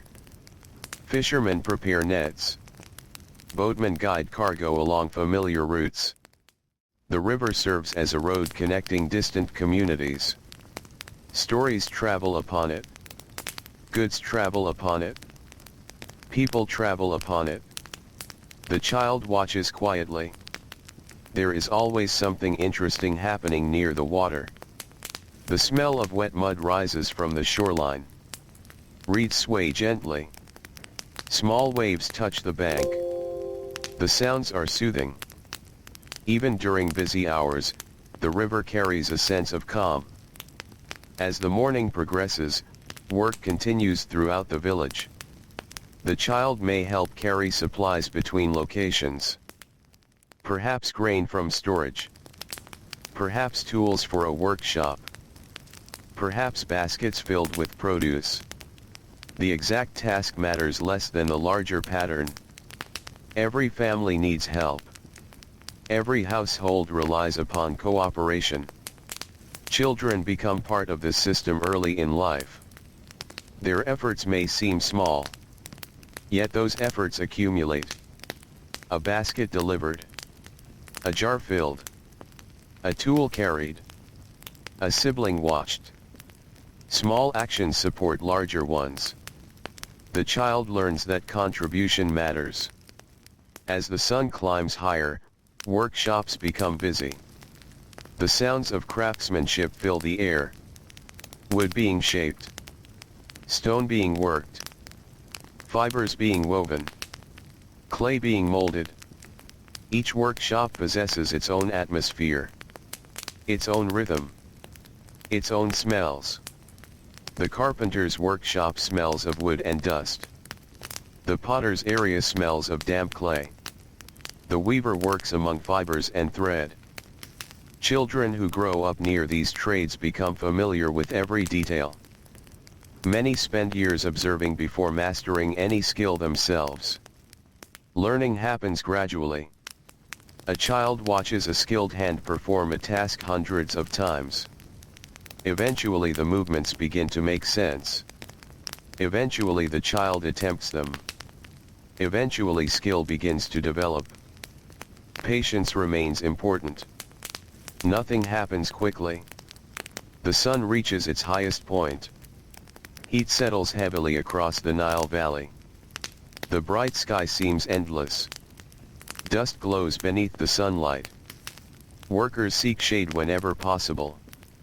Children welcome the chance to rest. A simple meal appears.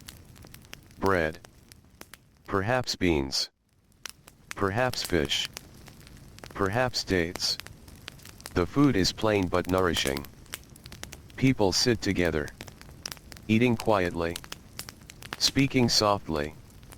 The hottest part of the day encourages calmness.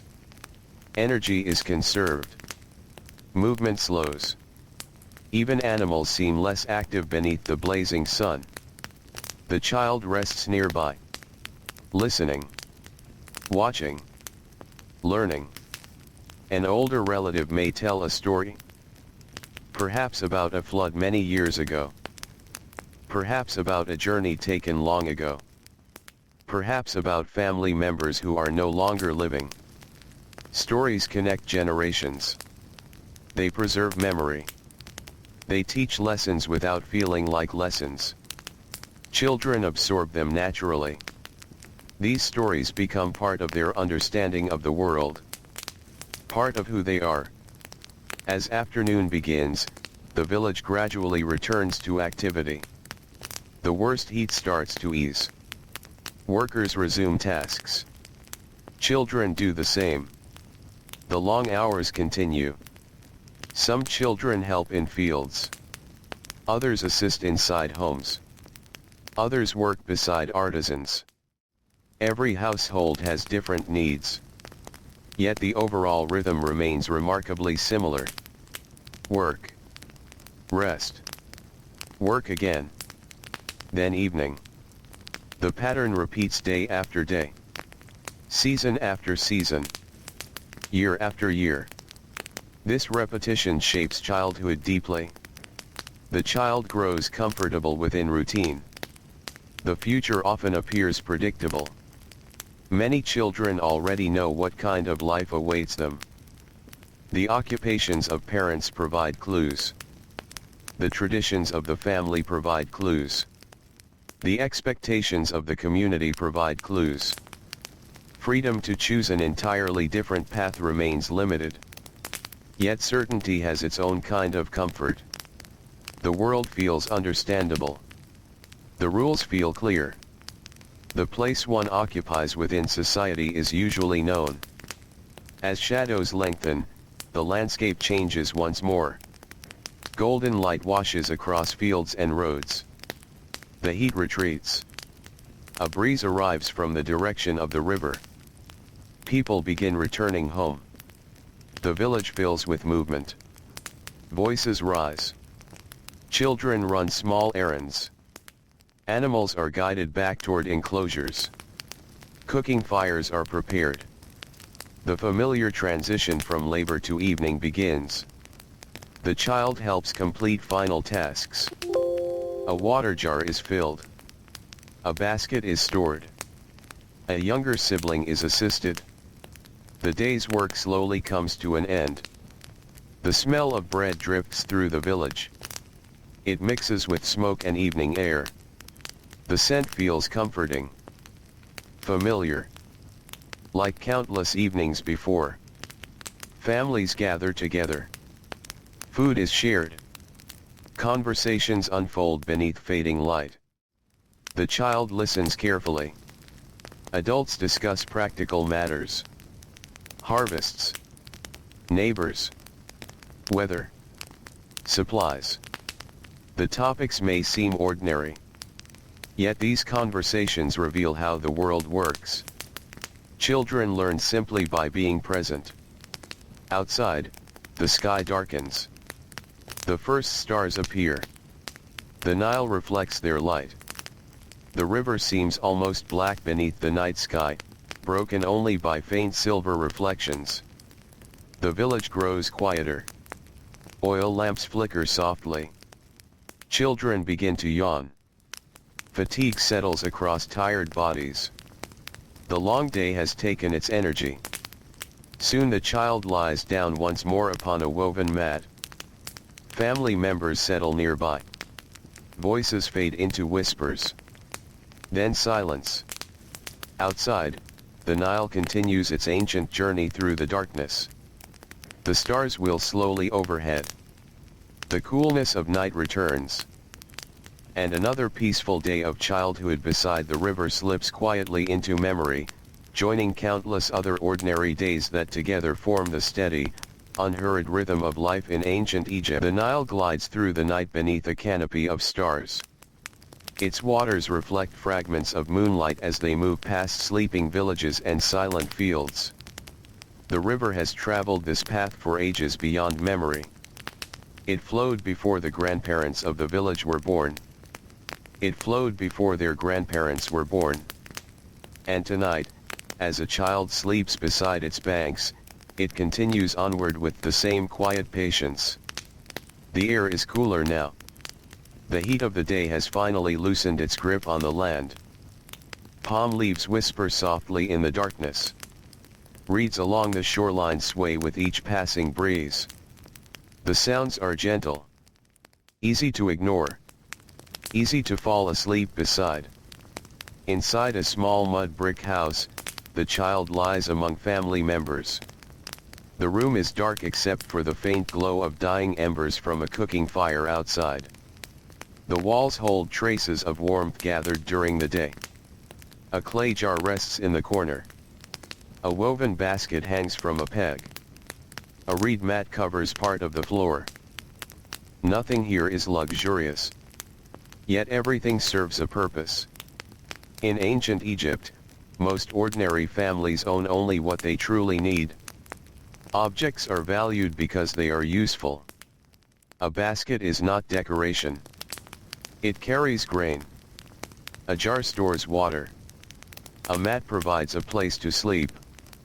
Children grow up understanding this practical relationship with the world around them.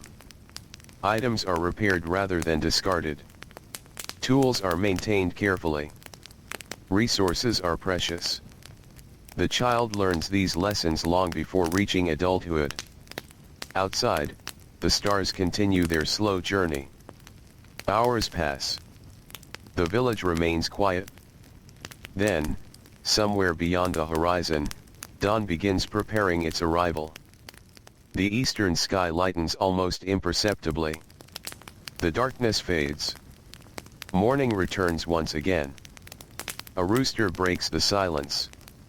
Soon another answers. Doors creak open. People begin moving. The village wakes. The child rises with everyone else. There is little choice. The day has started. The work ahead is already waiting. For many children, mornings begin with water. Water must be gathered, stored, carried, used carefully.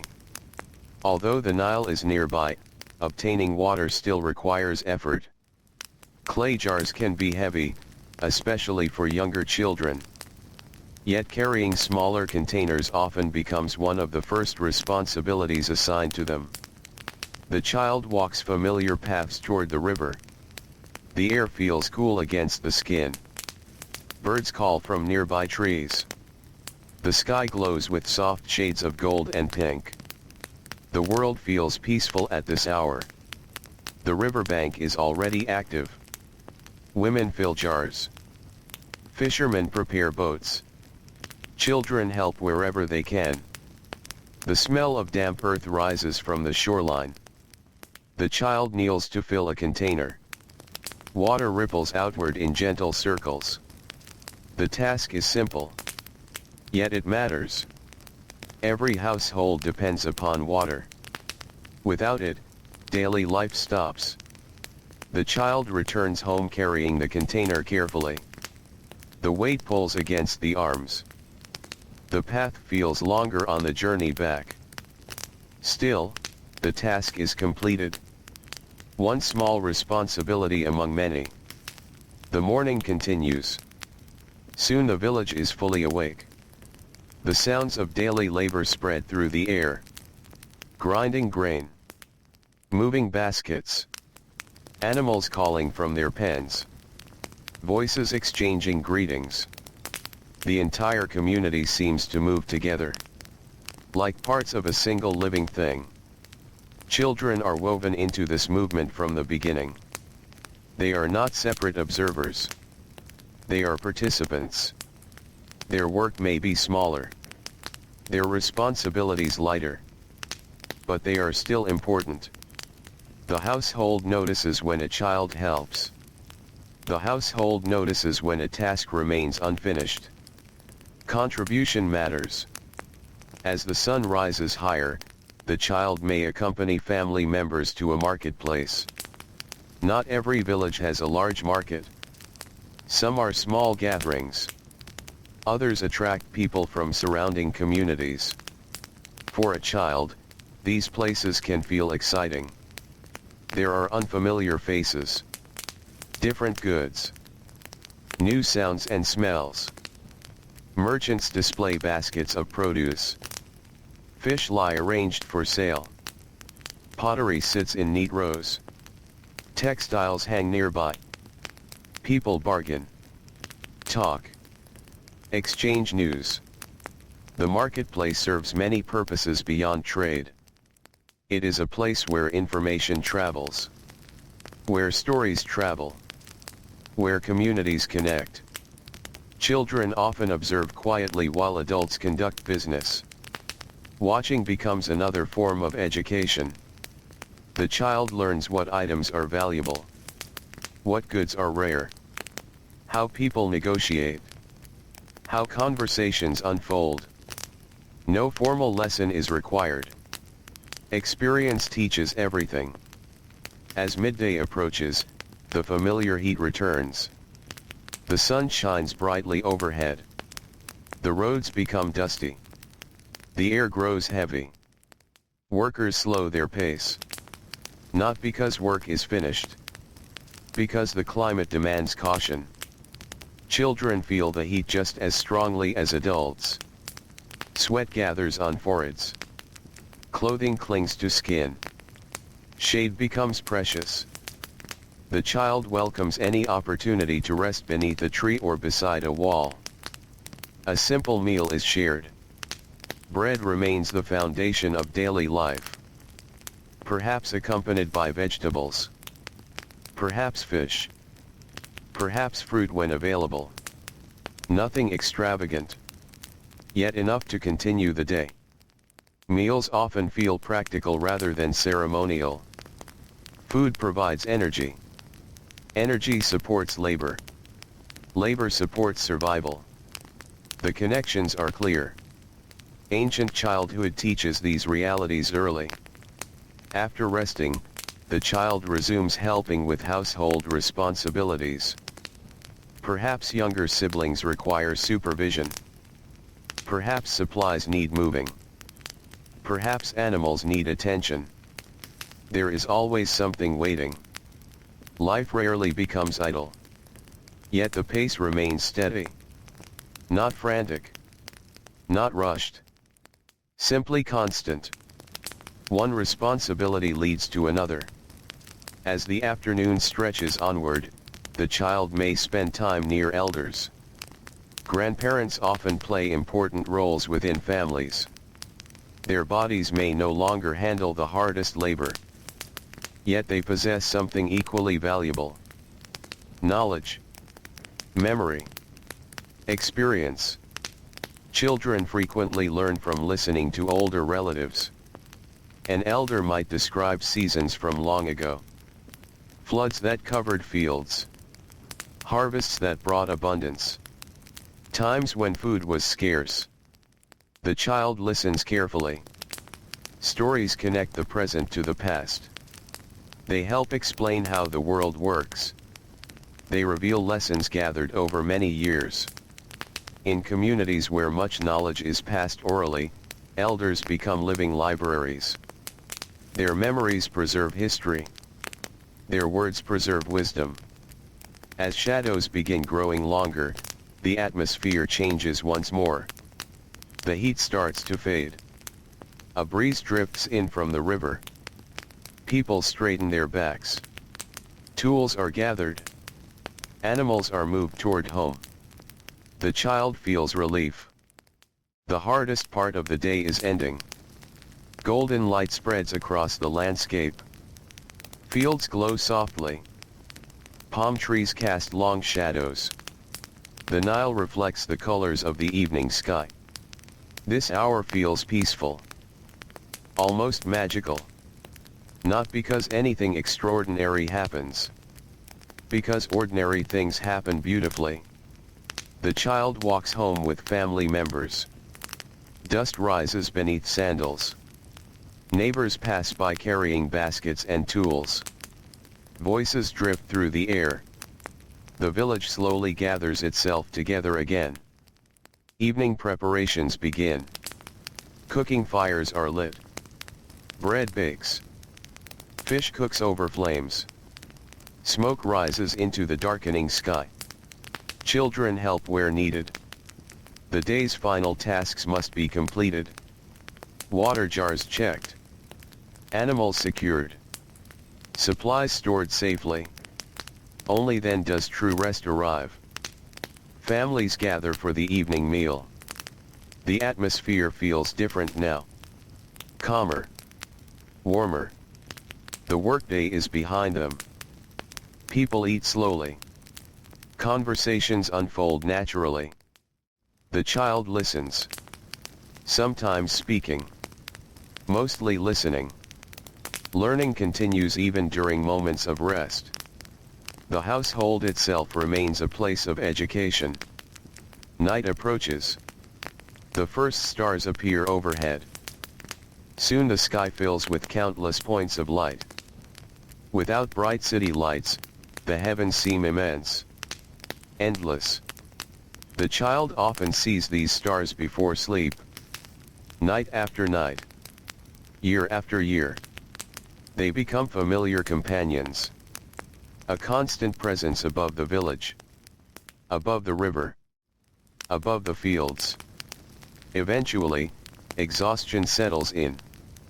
The long day has left the body tired. The child prepares for sleep. A woven mat awaits. Family members settle nearby. The room grows quiet. Voices fade.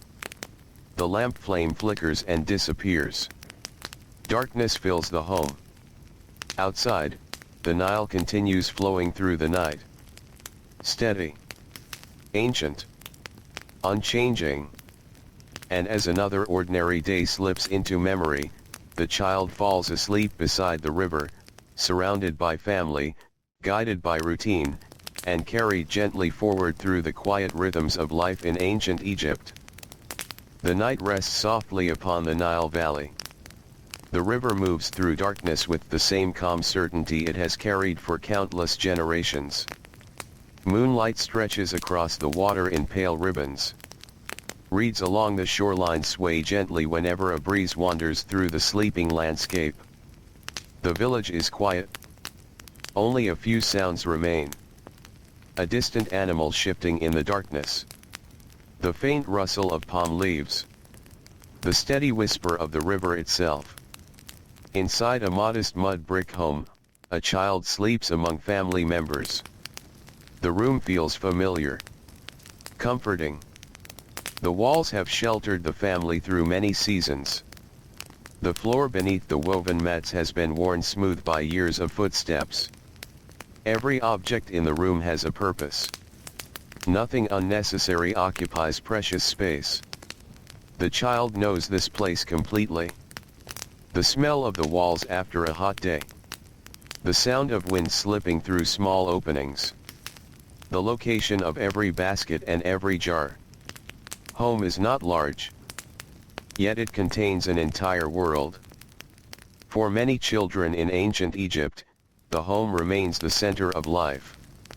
The wider world may exist beyond the horizon, but daily experience revolves around family, neighbors, fields, and riverbanks.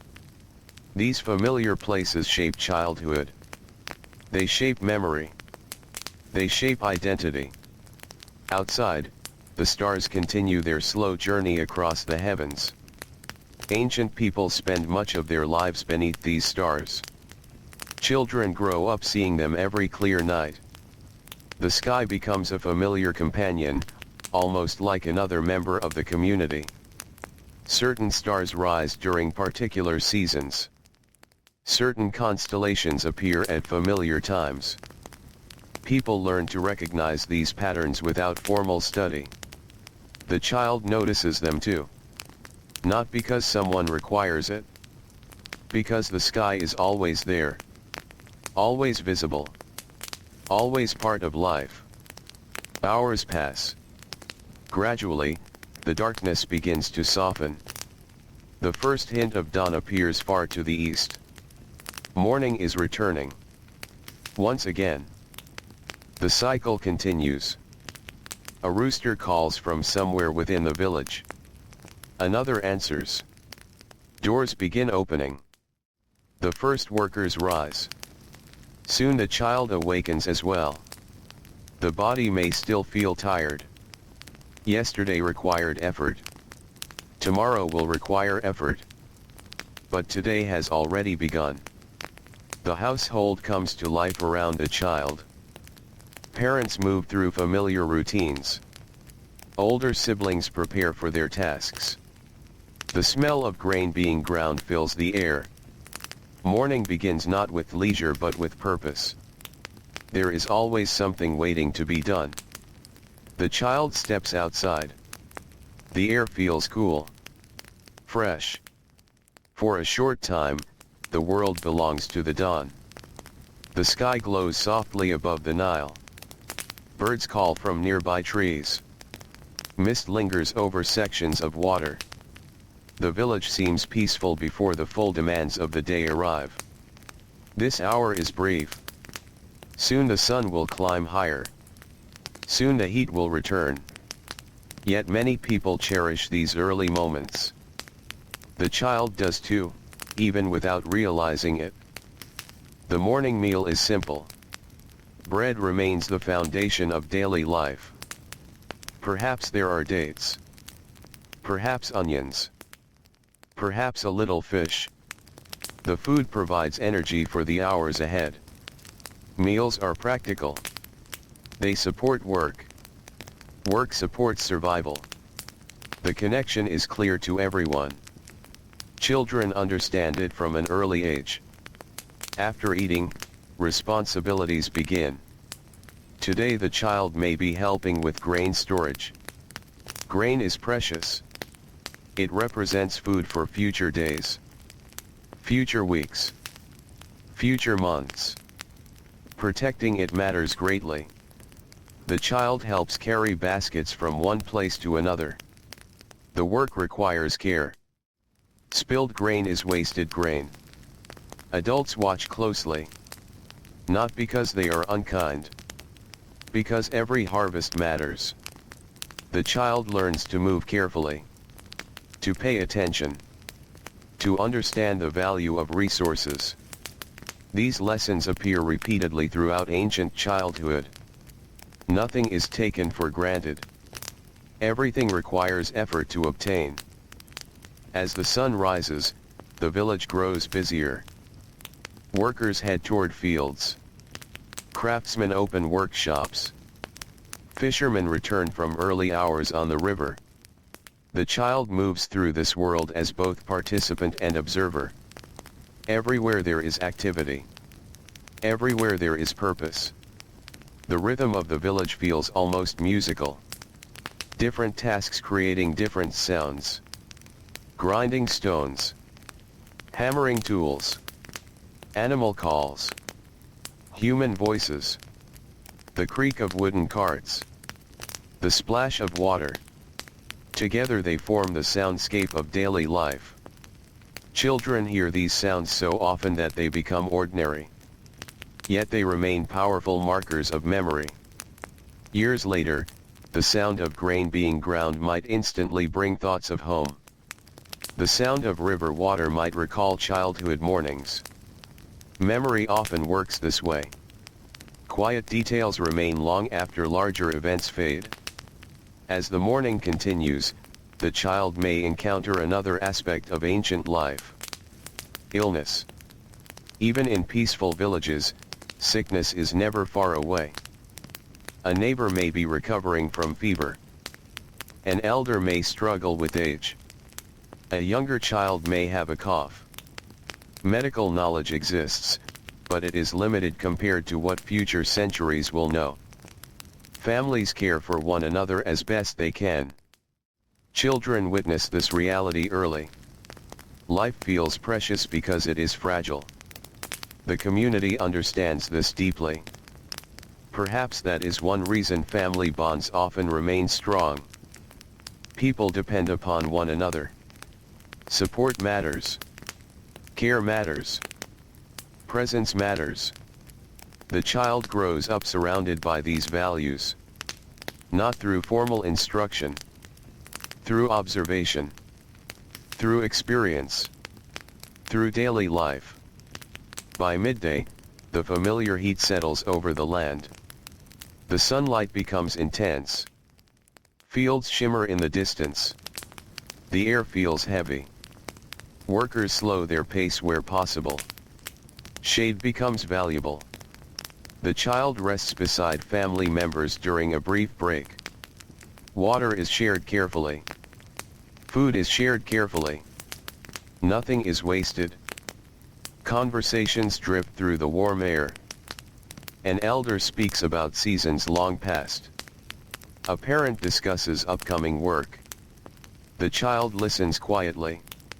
Listening remains one of the most important forms of learning. Knowledge flows through conversation. Stories. Advice. Memories. Children absorb these things almost effortlessly.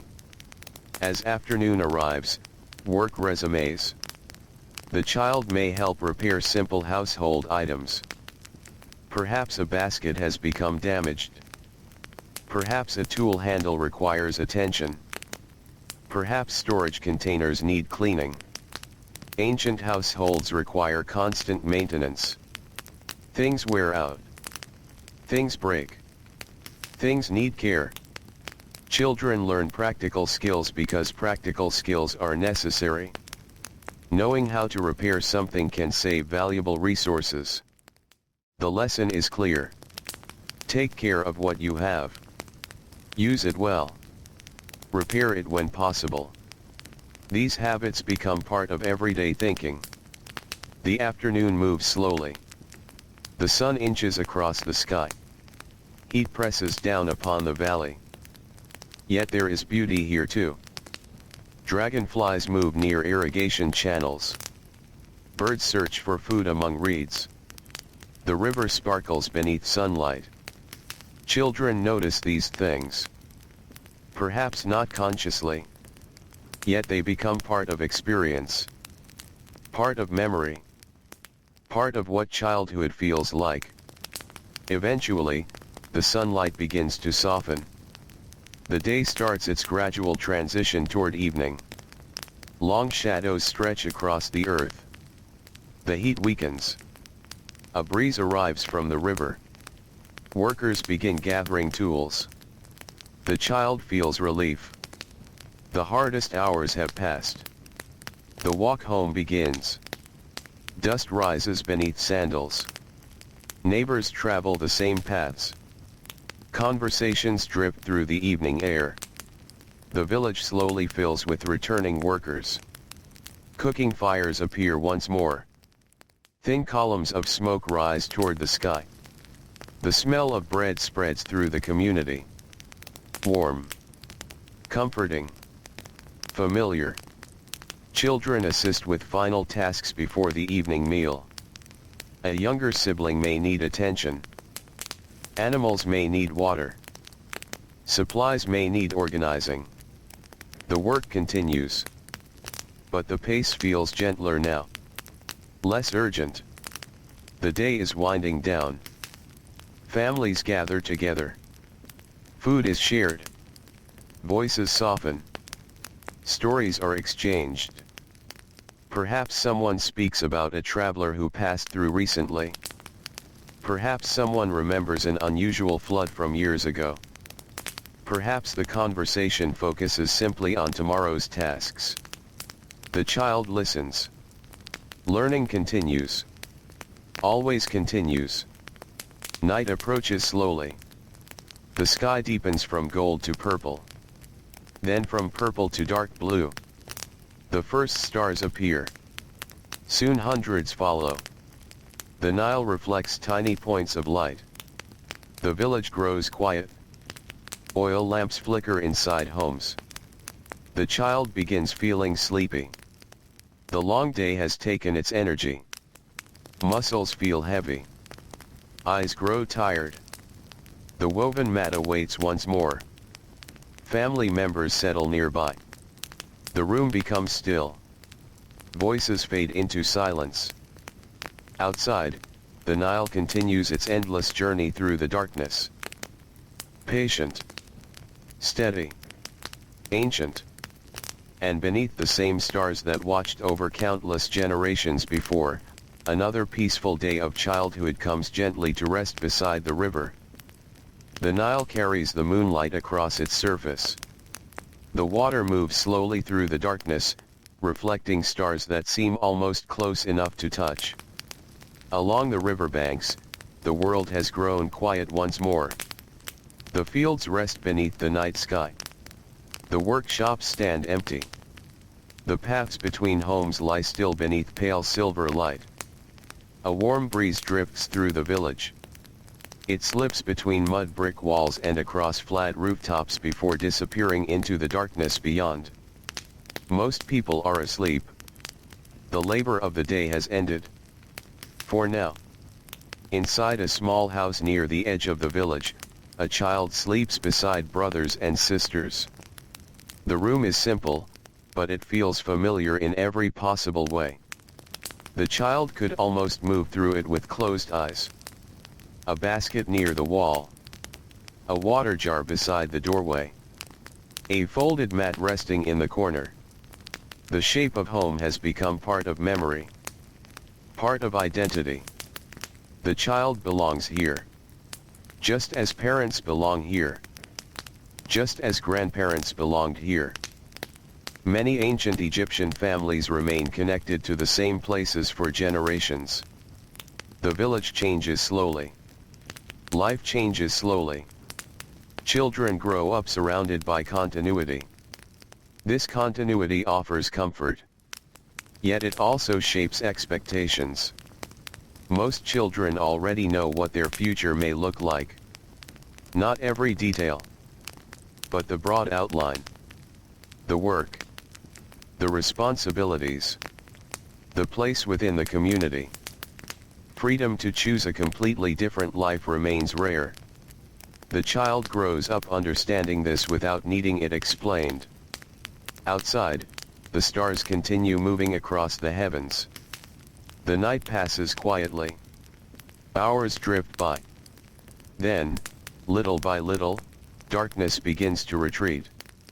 The eastern horizon grows pale. A faint glow appears where the earth meets the sky. Morning is returning. The village wakes gradually. There is no sudden beginning. No loud signal. Instead, life unfolds slowly. A rooster calls. Someone opens a door. A donkey snorts softly. The sound of grain being ground begins once again. The child stirs awake. Eyes blink. The body stretches. A new day has arrived. The air still feels cool.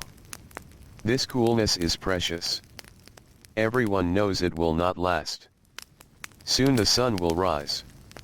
Soon the familiar heat will spread across the valley. But for a little while longer, the morning remains gentle. The child steps outside. The sky is painted with soft colors. Pink, gold, pale blue. The Nile reflects them all. The water seems almost luminous beneath the growing light. Birds fly low above the river. Their wings catch the dawn. The village begins moving around a child. People already have places to be. Tasks to complete. Responsibilities waiting. The rhythm begins again. Some children spend much of their lives helping with food storage and preparation. The importance of food reaches into every corner of daily life. A successful harvest must last many months. Grain must be protected from moisture. Protected from pests. Protected from waste. Families think constantly about these things. Children learn to think about them too. Today, the child may help move sacks of grain into a storage area. The work is not exciting. The sacks are heavy. Dust rises into the air. Yet every handful of grain matters. The child understands this. Perhaps not completely, but enough. Enough to move carefully. Enough to avoid spilling. Enough to recognize the importance of the task. The morning grows brighter. The village becomes busy. Farmers walk toward fields. Craftsmen prepare their tools. Women organize household work. Children move among them. Some carry baskets. Some carry water. Some watch younger siblings. Everyone contributes in some way. This shared responsibility forms the foundation of village life. No single person can do everything. No family can succeed entirely alone. Cooperation is essential. Children witness this every day. The lesson becomes part of their understanding of the world. People help one another because survival often depends upon it. As the sun rises higher, the child follows a parent toward the fields. The path feels familiar beneath worn sandals. Dust clings to feet. The smell of earth fills the air. Ahead, the green patches of cultivated land stand in contrast to the dry landscape beyond. The Nile makes this life possible. Without its waters, these fields would not exist. Without these fields, the village could not survive. The child learns to respect this connection. The river is not merely a feature of the landscape. It is life itself. At the edge of the field, work begins. Adults handle the most demanding tasks. Children assist where they can. Birds must sometimes be chased away from crops. Tools must be carried. Messages must be delivered between workers. The jobs seem small. Yet they help the larger effort continue smoothly. The child takes pride in completing them. Pride is important. When work begins early in life, accomplishment becomes meaningful. A child wants to be useful. Wants to earn trust. Wants to be treated as capable. These desires help shape behavior. As morning turns toward midday, the heat begins to build. The sunlight grows stronger. The earth reflects warmth upward. Sweat forms quickly. Workers continue despite discomfort. Children continue too. The climate teaches endurance. Not through words. Through experience. Day after day. Season after season. The body adapts. The mind adapts. What once seemed difficult becomes ordinary. By midday, the heat is intense. The village slows. The fields slow. Even animals seek shelter where they can find it. The child sits beneath the shade of a tree with family members. A simple meal appears. Bread. Dates. Perhaps fish. Perhaps beans. The food is shared quietly. Nobody rushes. The heat discourages hurry. Conversations drift lazily through the air. An elder remembers a season from many years ago.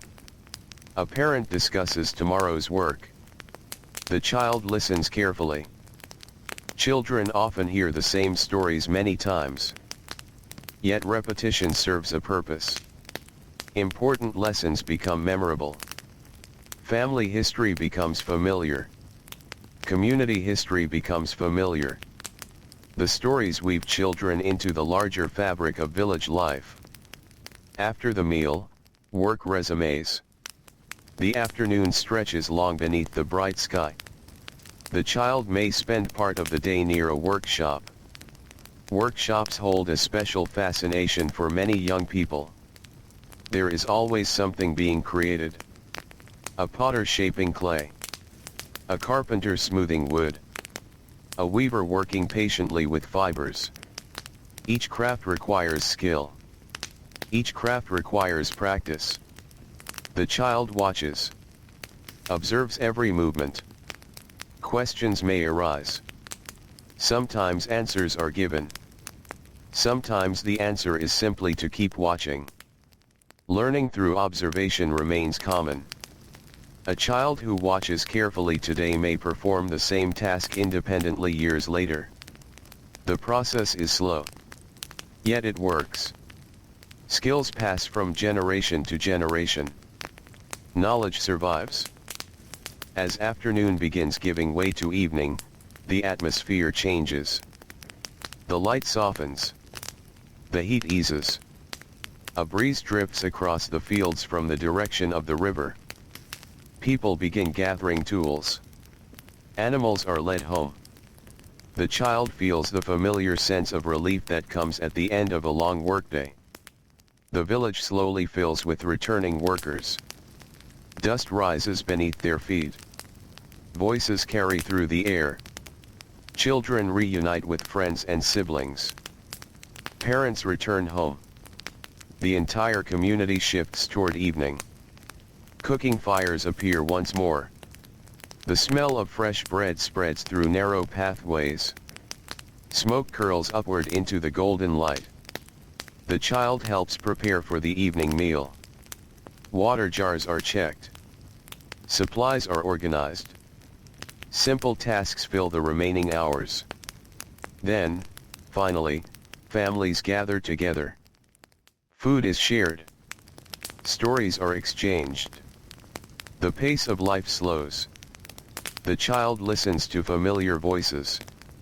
The glow of lamplight dances across mud brick walls. Outside, darkness begins its return. The first stars appear above the Nile. Soon there are hundreds. Then thousands. The sky seems endless. The river reflects their light. The village grows quiet. One household after another settles into sleep. The child lies down upon a woven mat. The body feels tired. Comfortably tired. The kind of tiredness earned through a day of movement and work. Nearby, family members settle into their places. The room grows still. Voices fade. The lamp flame disappears. Outside, the Nile continues flowing through the darkness, carrying moonlight and memory through the ancient land as another peaceful day of childhood slips gently into the past. The Nile moves quietly beneath the stars. Its waters glide through the darkness with a calm certainty that seems older than memory itself. Moonlight drifts across the river's surface, breaking into countless silver fragments whenever a gentle current passes beneath it. Along the shoreline, reeds sway softly in the night breeze. The village sleeps. The workshops are silent. The fields rest beneath the cool darkness. For a few brief hours, the endless cycle of labor pauses. Inside a small mud brick home, a child sleeps deeply beside family members. The room is warm but comfortable. A faint scent of baked bread still lingers from the evening meal. Clay jars stand silently against the wall. A woven basket rests near the doorway. Shadows fill every corner. The child dreams. Perhaps of the river. Perhaps of the fields. Perhaps of nothing at all. Outside, the stars continue their slow journey across the sky. Ancient Egypt spends much of its life beneath these stars. Children learn their presence before they learn many other things. They look up during cool evenings. They look up while walking home from the fields. They look up before sleep. The sky becomes familiar. Reliable. Always returning. Much like the river itself. Hours pass quietly. Then the eastern horizon begins to brighten. Morning approaches once more. The darkness softens. The stars fade one by one. A pale glow spreads across the edge of the world. Soon the village begins waking. A rooster calls from somewhere nearby. A door opens. A donkey shakes itself awake. The familiar sounds of morning return. The child opens sleepy eyes. Another day has arrived. The routine continues. The child rises from the mat and steps outside into the cool dawn air. For a moment, the village feels peaceful and still. The sky glows with soft colors. Pink. Gold. Pale orange. The Nile reflects them all. Mist hangs low above sections of water before slowly dissolving beneath the growing sunlight. The child watches for a moment. Perhaps only a moment. There is always work waiting. Still, these brief pauses become part of memory. Small moments of beauty tucked quietly between responsibilities. The morning begins with familiar tasks. Water must be checked. Food must be prepared. Animals must be tended. The household comes alive around a child. Parents move through routines learned from their own parents. Older siblings help younger ones. Everyone seems to know exactly what needs to be done. No one needs long explanations. The rhythm has been practiced thousands of times.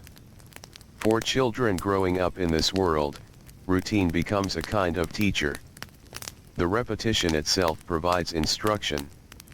Each day reinforces yesterday's lessons. Each season reinforces the one before it. The child learns through doing. Through helping. Through watching. As the sun rises, activity spreads through the village. Farmers head toward fields carrying tools. Fishermen prepare boats along the riverbank. Craftsmen open workshops. Merchants organize goods. The child watches these movements while carrying out personal responsibilities. Everywhere there is labor. Everywhere there is purpose. The village depends upon effort. Children understand this from a very young age. Life is not divided into separate worlds for adults and children. The child lives inside the same reality as everyone else. The same harvests matter. The same droughts matter. The same floods matter. The same shortages matter. Everyone shares the consequences. Everyone shares the work. Today the child accompanies family members toward the fields. The path winds through familiar roads lined with homes and small gardens. Dust rises beneath sandals. Birds move through the brightening sky. The air remains pleasant for now. Ahead, the fields stretch toward the horizon. Green life growing from fertile soil left by the Nile's floods. The child has seen these fields countless times. Yet they never seem completely ordinary. The changing seasons constantly reshape them. One season brings planting. Another brings growth. Another brings harvest. The landscape is always familiar, yet always changing. At the field, work begins. Adults focus on demanding tasks. Children help where they can. Perhaps carrying tools. Perhaps moving supplies. Perhaps helping protect crops from hungry birds. The responsibilities vary. The lesson remains the same. Every member of the household contributes. Every pair of hands has value. As the morning progresses, the child observes the adults carefully. Observation remains one of the most important parts of learning. How is a tool held properly? How is a task completed efficiently? How can effort be saved while still producing good work? The answers are often demonstrated rather than spoken. Children absorb these lessons gradually. Skill develops through repetition, not through sudden understanding. The sun climbs higher. The heat begins arriving. At first it is gentle, then stronger, then impossible to ignore. Sweat forms quickly. Shadows shrink. The bright sky stretches endlessly above the valley. The child feels the familiar weight of the climate. Heat is one of the constant companions of life. People adapt because they must. Work continues despite discomfort. The body learns endurance. The mind learns patience. These qualities become part of childhood itself. By midday, the heat feels heavy. Workers seek shade whenever possible. A tree becomes valuable. A simple shelter becomes valuable. Even the shadow cast by a wall becomes valuable. The child sits beside family members during a brief rest. A meal is shared. Bread. Perhaps dates. Perhaps beans. Simple food prepared with care. No one expects luxury. Food serves a practical purpose. To restore strength. To prepare for the remaining hours of work. As people eat, conversations drift through the warm air. Stories appear once again. Stories always seem to appear. An older relative remembers a harvest from many years ago. Someone else recalls a journey along the river. Another speaks about a neighbor who moved to a distant village. Children listen. The stories become part of memory. Part of understanding how the world works. In ancient Egypt, stories carry knowledge. Stories preserve history. Stories strengthen family connections. The child learns simply by listening. Afternoon arrives slowly. The heat remains strong. The village moves at a slower pace. Even birds seem quieter during these hours. The child continues helping wherever assistance is needed. Perhaps carrying grain. Perhaps delivering messages. Perhaps helping care for younger siblings. Responsibilities fill the day. Yet childhood still finds small spaces for curiosity. The child notices insects moving through grass. A bird building a nest. Interesting shapes in clouds when clouds appear. The shimmer of sunlight across water. Small observations like these bring variety to familiar routines. The world remains full of details waiting to be noticed. As afternoon begins to fade, the atmosphere changes. The sunlight softens. The heat slowly retreats. A breeze arrives from the river. Workers begin gathering tools. Children feel relief. The longest hours are ending. The walk home begins. Dusk glows golden beneath the lowering sun. Palm trees cast long shadows across roads and fields. The Nile reflects brilliant colors. Gold, orange, copper. The river seems almost to glow. The child walks beside family members. Everyone is tired. Yet there is comfort in returning home. Comfort in knowing the day's work is nearly finished. The village grows busy once again. People return from fields and workshops. Cooking fires appear.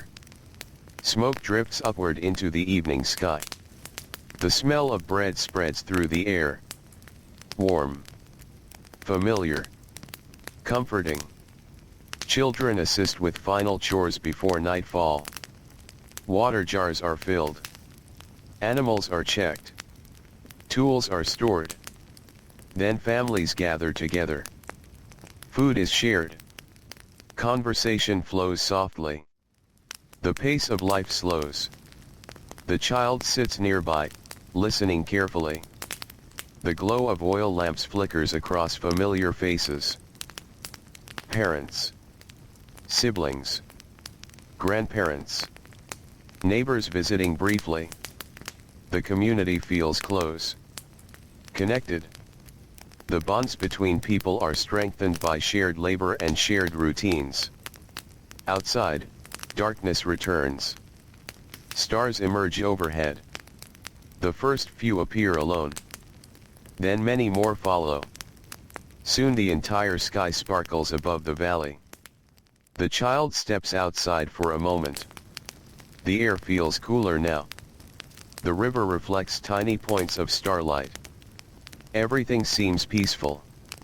The world feels vast beneath the night sky. Yet at the same time, the village feels small and safe. A place of belonging. A place of familiarity. Eventually sleep calls once more. The child returns inside.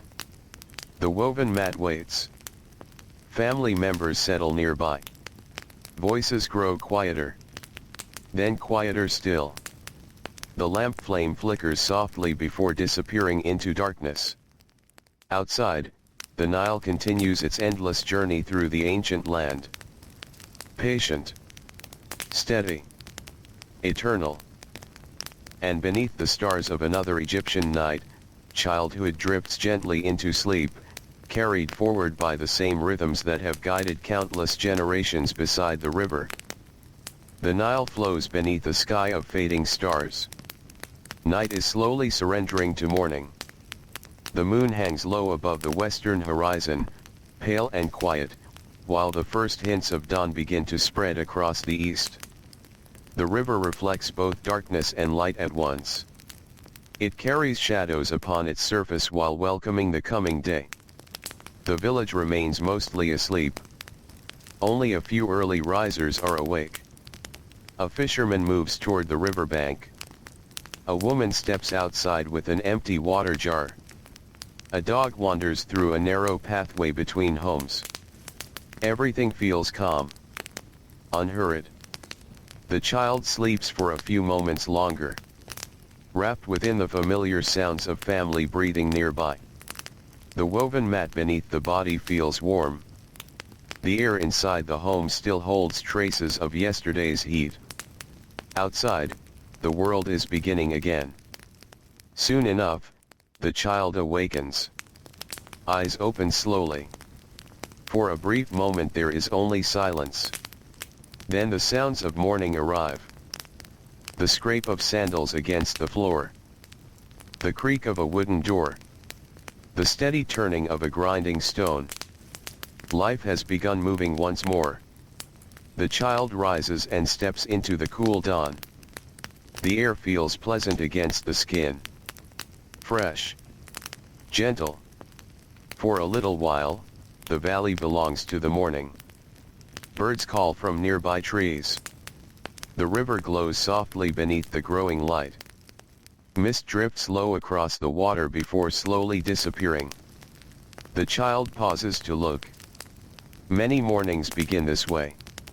A brief glance toward the Nile. A brief acknowledgement of the river that shapes everything. Without the Nile, there would be no fields.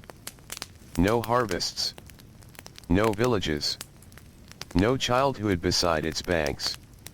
The river is present in nearly every aspect of life.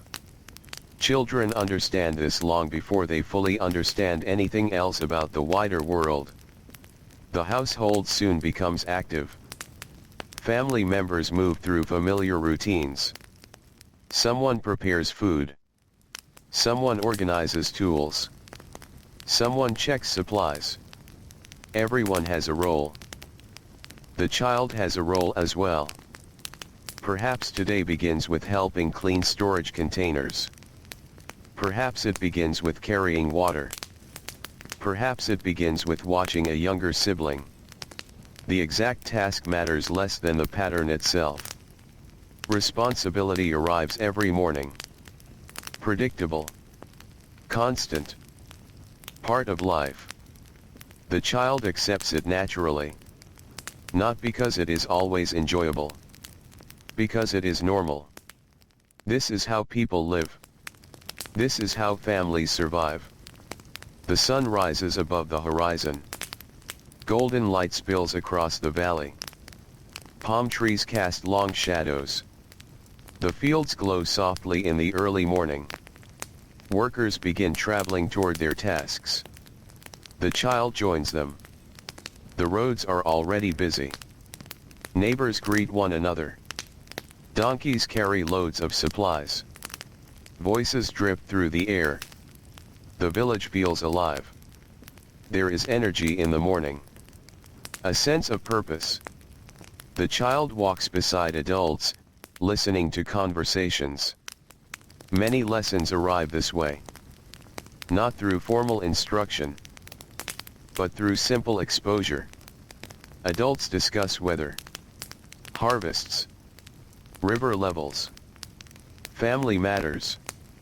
The child hears everything. Gradually, understanding grows. Knowledge accumulates one conversation at a time. One observation at a time. One day at a time. As the morning progresses, the child may spend time helping near a field where grain is growing. The sight is familiar. Rows of crops stretching across fertile soil. Irrigation channels carrying water. Farmers moving steadily through their work. The child watches carefully. Farming is more than physical labor. It requires observation, timing, patience. The land teaches its own lessons.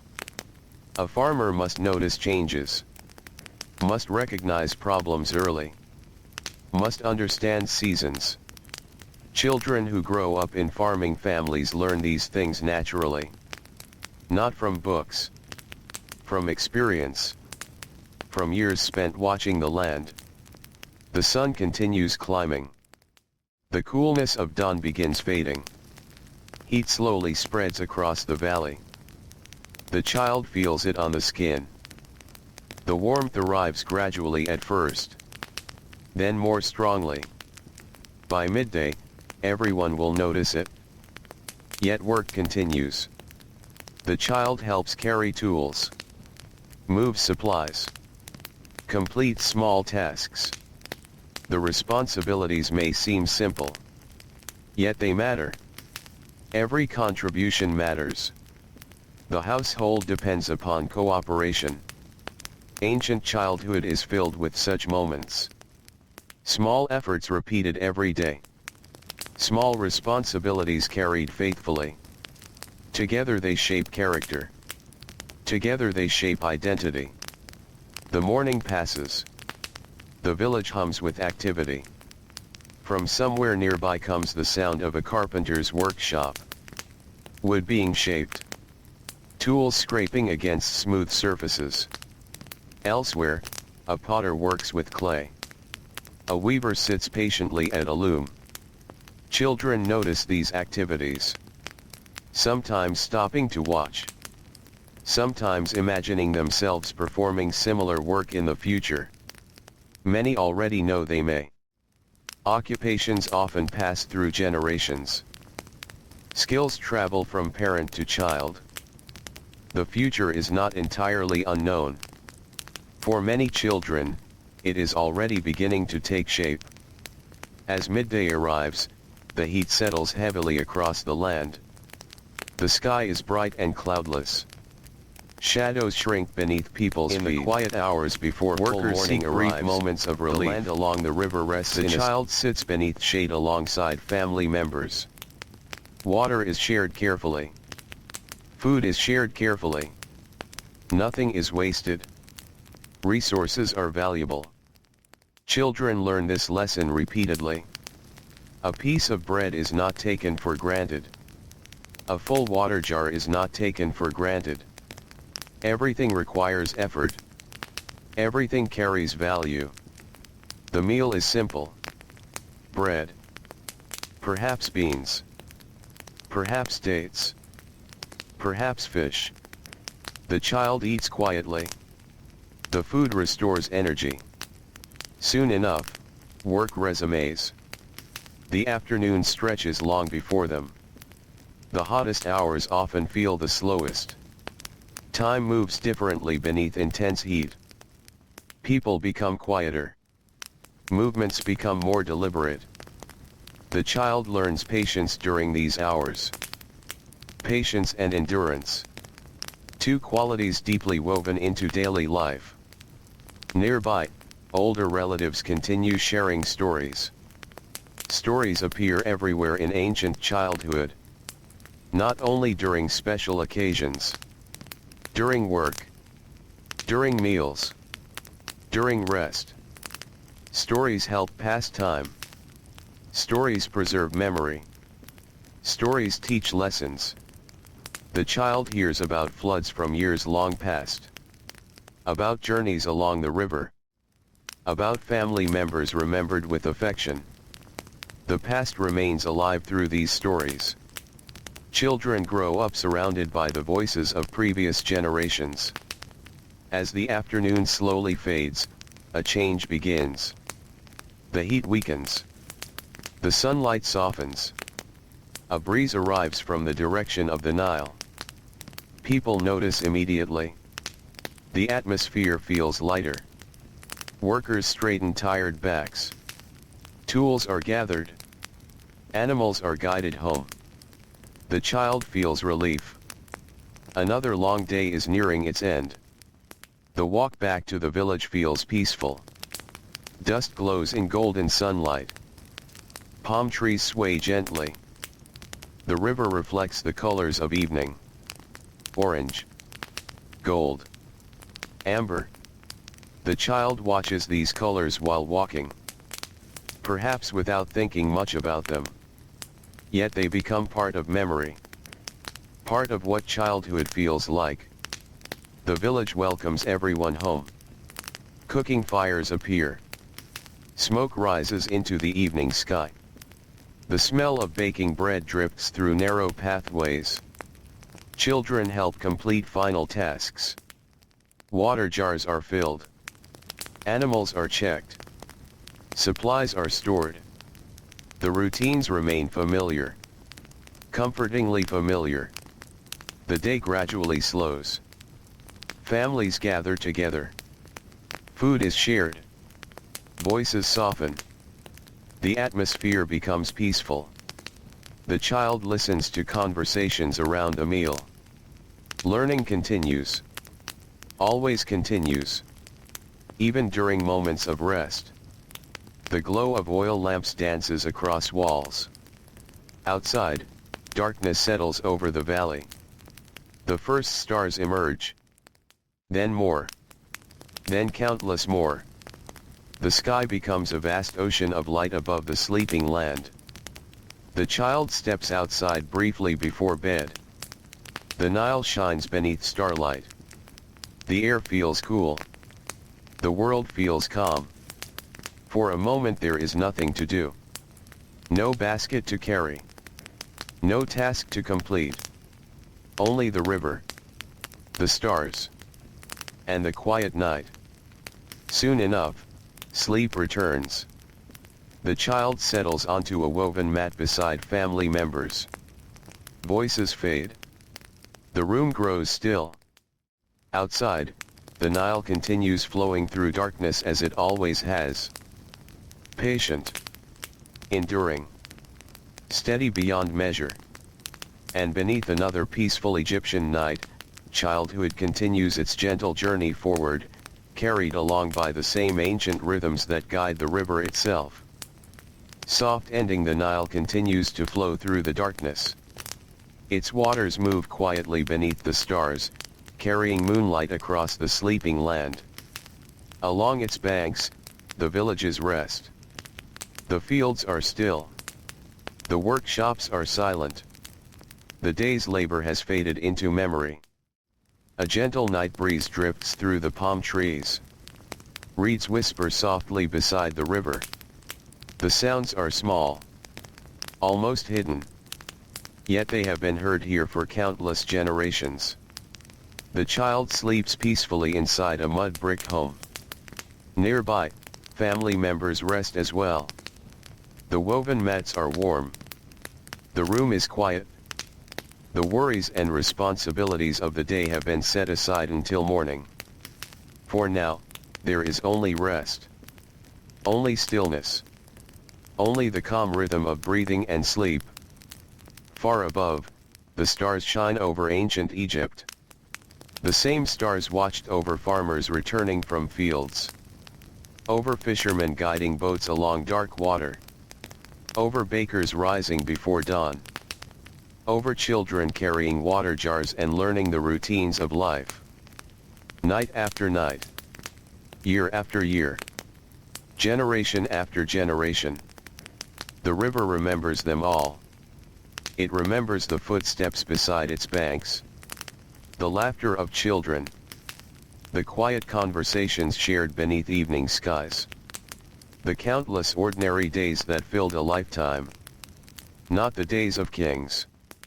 Not the days of great monuments. But the simple days. The days of bread baking in clay ovens. The days of dusty roads and warm sunlight. The days of work, family, and rest. The days that made up most of life. And now, as the village sleeps, everything feels peaceful. The river flows. The stars glow softly overhead. The warm earth slowly cools beneath the night sky. The child dreams. The family rests. The village breathes quietly in the darkness. And somewhere beyond the reeds and palm trees, the Nile continues its endless journey through the ancient world. Slow. Steady. Gentle. As the night grows deeper, the sounds become fewer. The breeze softens. The water drifts onward. The stars seem brighter. The world becomes still. Very still. And beside the quiet river, beneath the endless Egyptian sky, the ancient night settles peacefully around the sleeping land, fading softly into silence.